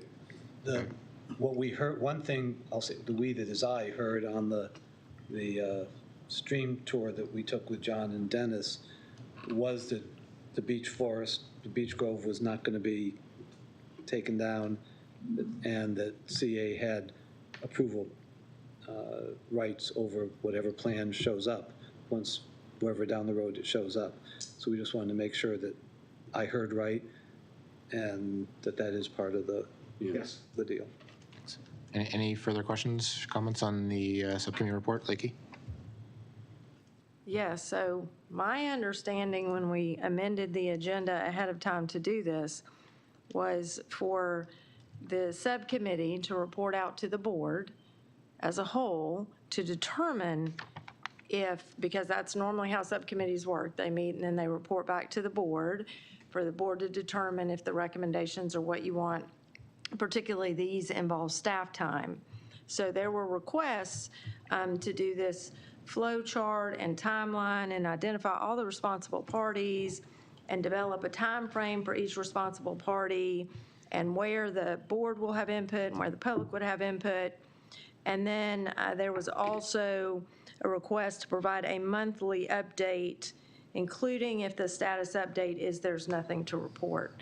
So I wanted to, I thought it was being reported out tonight for the board to determine and staff to be able to give input on the reasonableness of those requests and staff's ability to meet them. So there is no flow chart in process because no action has been taken because it needed to come back to the board. So can I get any comments from staff on the feasibility of these requests? So flow chart. I will mention the flow chart. We talked about this internally. I want to be very clear that staff has repeatedly, including on the tour, indicated as well as in our technical memorandum and in board meetings where this has been discussed previously, there is not an exact timeline. There are multiple regulatory agencies involved that do not have distinct due dates. So if the concept is there's a list of these agencies and these are the kinds of decisions they'll be making, staff could put that together. We cannot develop a timeline on this day and say that on October 14th, something is going to happen. That is beyond the scope of where this process is and how it works. Well, obviously, whenever you create a schedule, especially this far out, certain dates are going to be TBD or estimates. I mean, I don't think anyone expects a date from Well, I would date 2 want years to out hear in the that future. from the board because it clearly says time frame and responsible party. Mr. Chairman, I think everybody who was in this land use discussion would say, based on President Boyd's comments, she was probably in the room when we had the same discussion, and that's why a request for a flow chart rather than a timeline was made, and that we all realized and understood that there is no temporal deadline. There is no dates that can be assigned to this, but a process flow chart that says, hey, it's with the Maryland Department of the Environment. They've asked questions. They get answers back. From there, it goes to do this. Just to show the flow of what's ahead would be a useful instrument. And if the staff is committed to that, I don't want to speak for the entire committee. I'll let Brian do that because he was leading it up. But I think that would be correct if I can hand it off to him. That's exactly what I want to do. And also, just to give input on where the public can give input, where the board gets input, and just to give the whole picture leading forward over the next year or 2 years. Well, the board approved the easement, so the idea of where the board would have input, what do you mean by that? There's nothing that comes back to the Columbia Association Board of Directors. Right. I thought when we went on the tour that there are certain things that we do have input in as far as design. Was that did I miss it?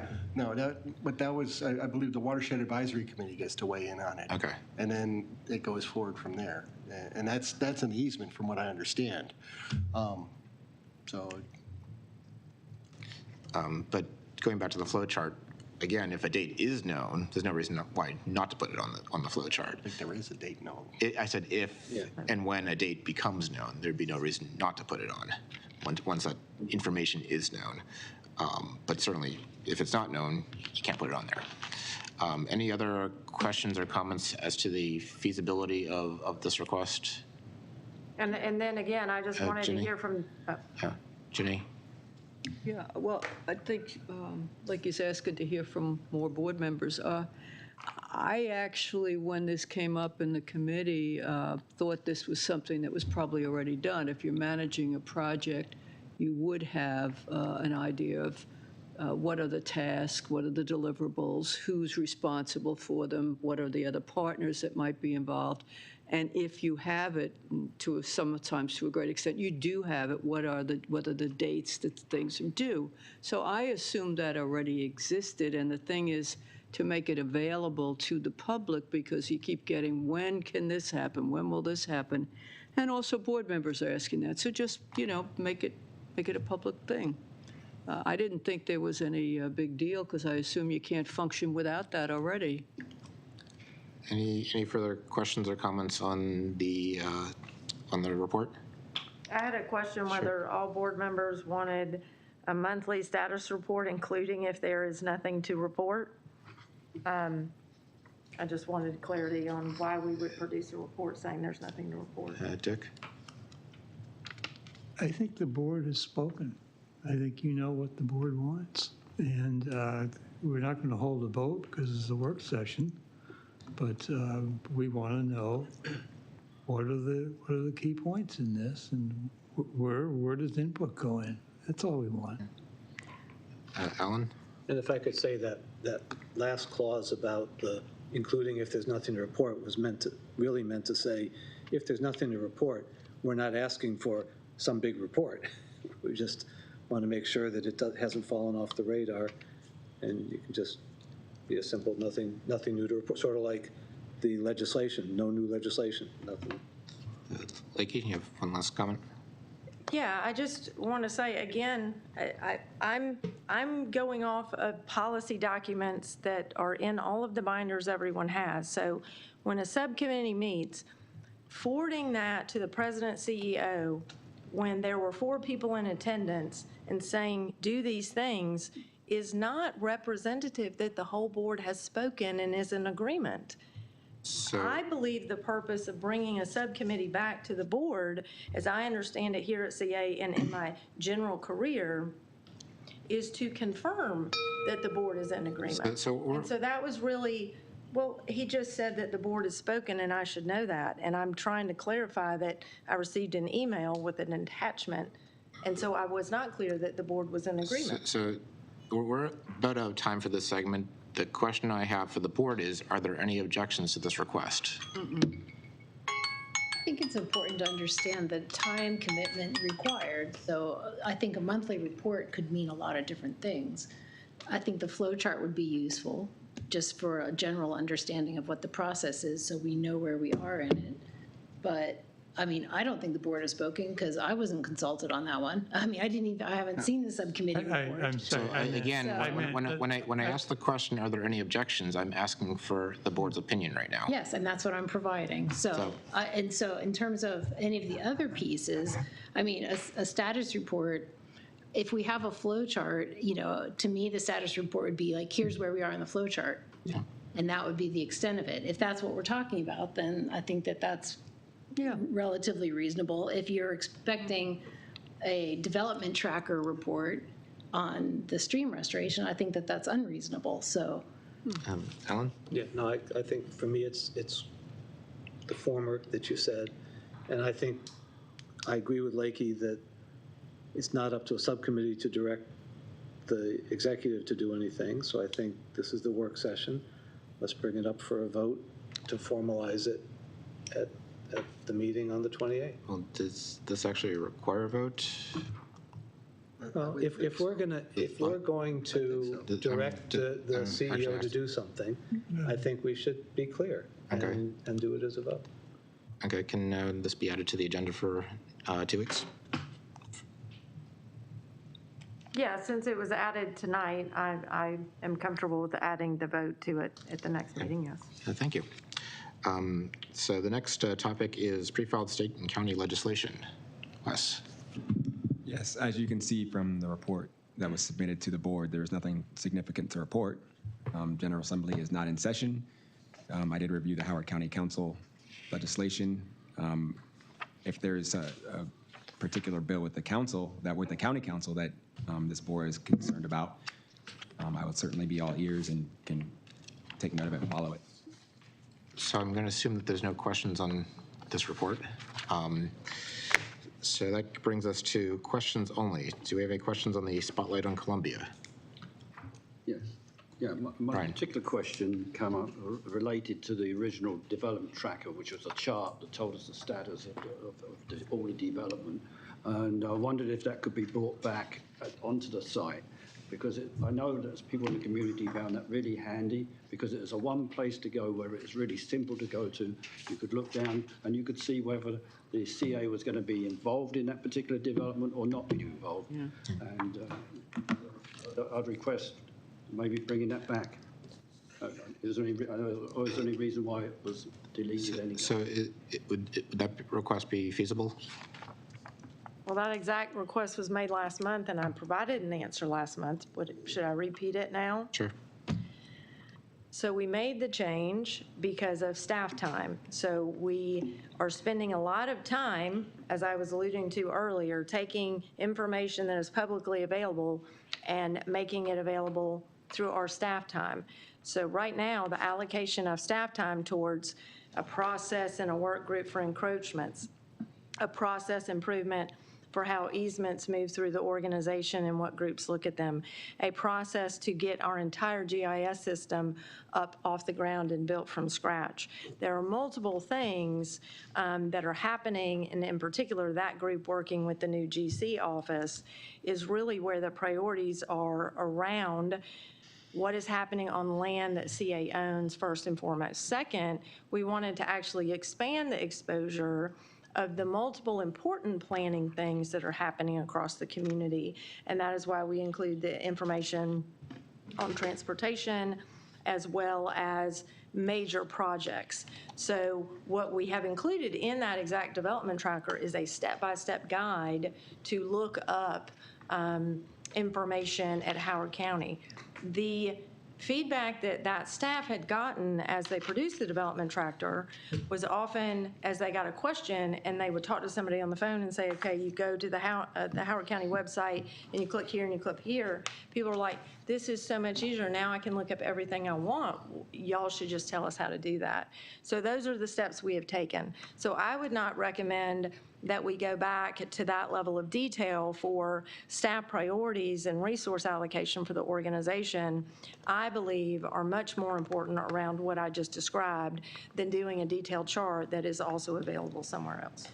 So I guess the question I have is, did the board find the old development tracker useful, and would you still find that useful, Dick? I found it very useful. Yeah, I found it useful. I liked having all that information on a couple of pages.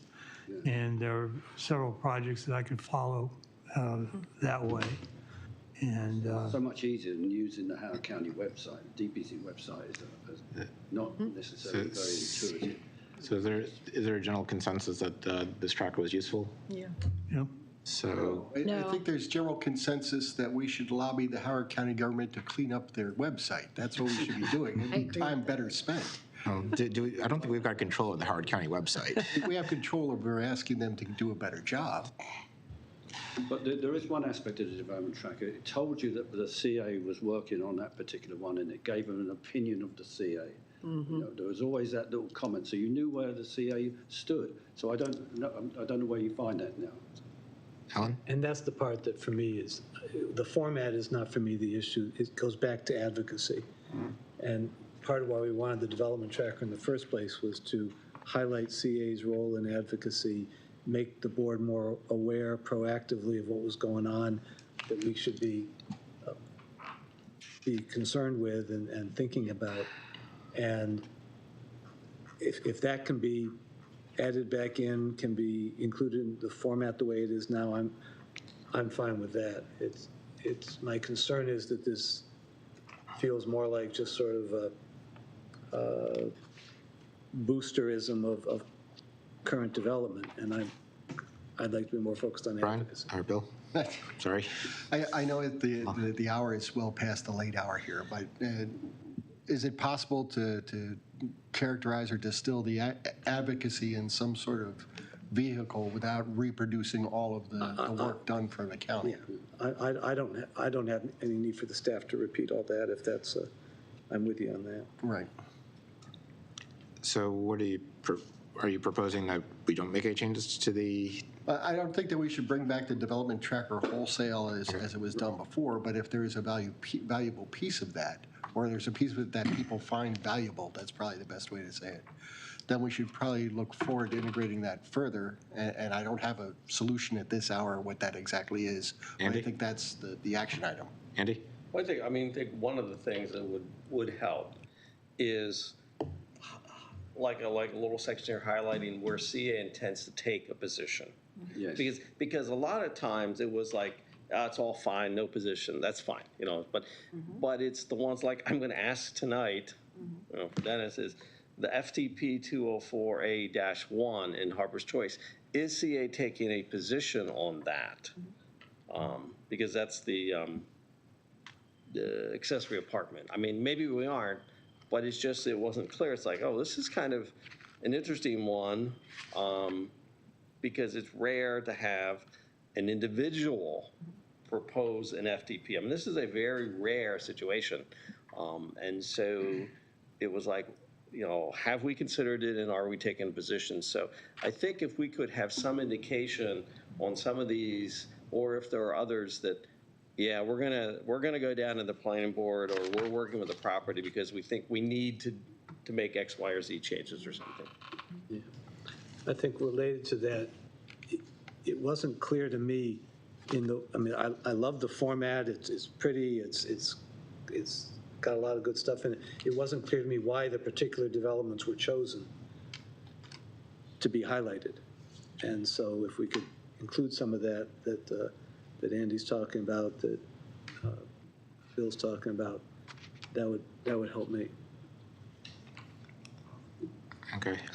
So I guess the question I have, the one thing that helped me was having a list of all the developments by village, so I could look at what's going on in my village. So that's one of the things that helped me. Janet?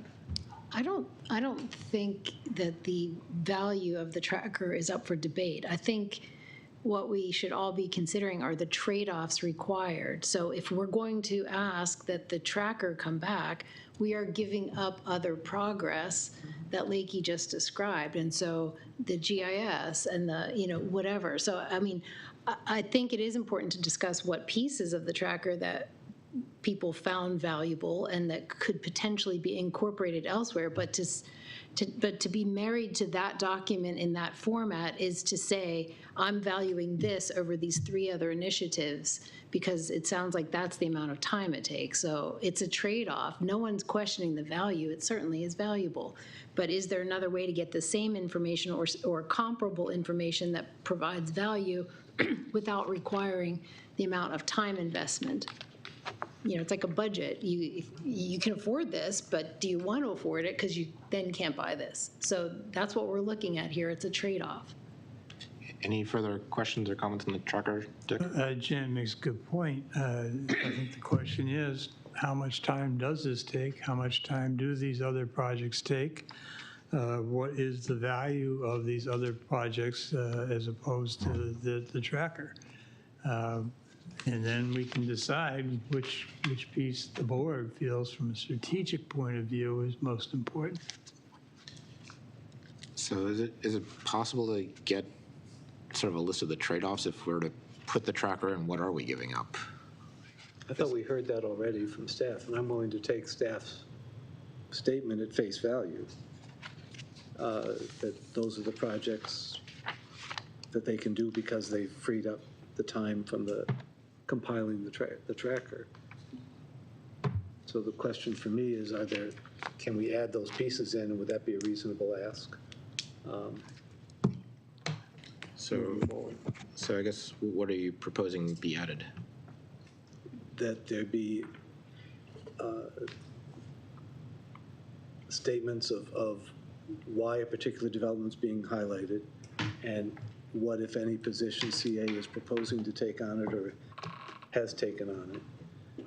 The third piece, I think, is sort of what Andy said, is sort of a view to choosing the projects to highlight with some sense of the advocacy, like Andy said, that, okay, that one's a little unusual, that may be something we need to pay attention to. So the sense I'm getting is the thing that's missing from the current spotlight is the why question. Why was this chosen? Is that The why and where is CA on it? yeah, the why in the position? Is that a fair statement? So can that be added? Yeah, and I do at least want to acknowledge that I appreciate Alan's comment, that I think that composing an entire memo on the trade-offs of how I use staff time is actually expressly what my job is as operations director. So when I say that there are trade-offs, I would hope there would be enough respect and some level of trust that that is meaningful. So I do think I'm willing to take under consideration the CA position and the why question and talk to the team staff on that and really get a better sense of if we can add that component in. Thanks. Great. Any further questions? Yeah, there's actually questions. Okay, Dennis, my second question for Jessica. The Scott property, and it's listed here for, conditional. We had a number of concerns. I remember going out on the visit, and so my question really is, have those concerns been addressed? I mean, you don't have to, not tonight, you don't have to tell me that, just, I just wanted to know, because we had been following that quite extensively and then visited. I just wanted to Like for the next spotlight on Columbia? Yeah. Cool. Any other questions? Okay, that brings us to proposed new topics. Any proposed new topics? Going once, going twice. That brings me to chair remarks, and given that it's been a very long meeting, I will keep the chair remarks very brief, but clearly one of the things that we need to work on as a board and with the president is to improve our communications, and that's something I'm going to take seriously and something I want to work on both with the board and with the president and staff. With that, can I get a motion to adjourn? Can I have 30 seconds? Sure. Please? Because we first time together since the holiday, I wanted to say 4th of July went off really well. I think everything went well. Great job, Dennis. Great job, Lakey. Great remarks. It should have been said earlier. I'm sorry that we waited until 11 o'clock to say it, but I just wanted to get that in. Thank you. And I'd also like to thank all the IT staff for getting the timer working. I think the residents really appreciated it. So a big thank you to the IT staff. So now can I get a motion to adjourn? Motion to adjourn. Second. Any objections? Adjourned.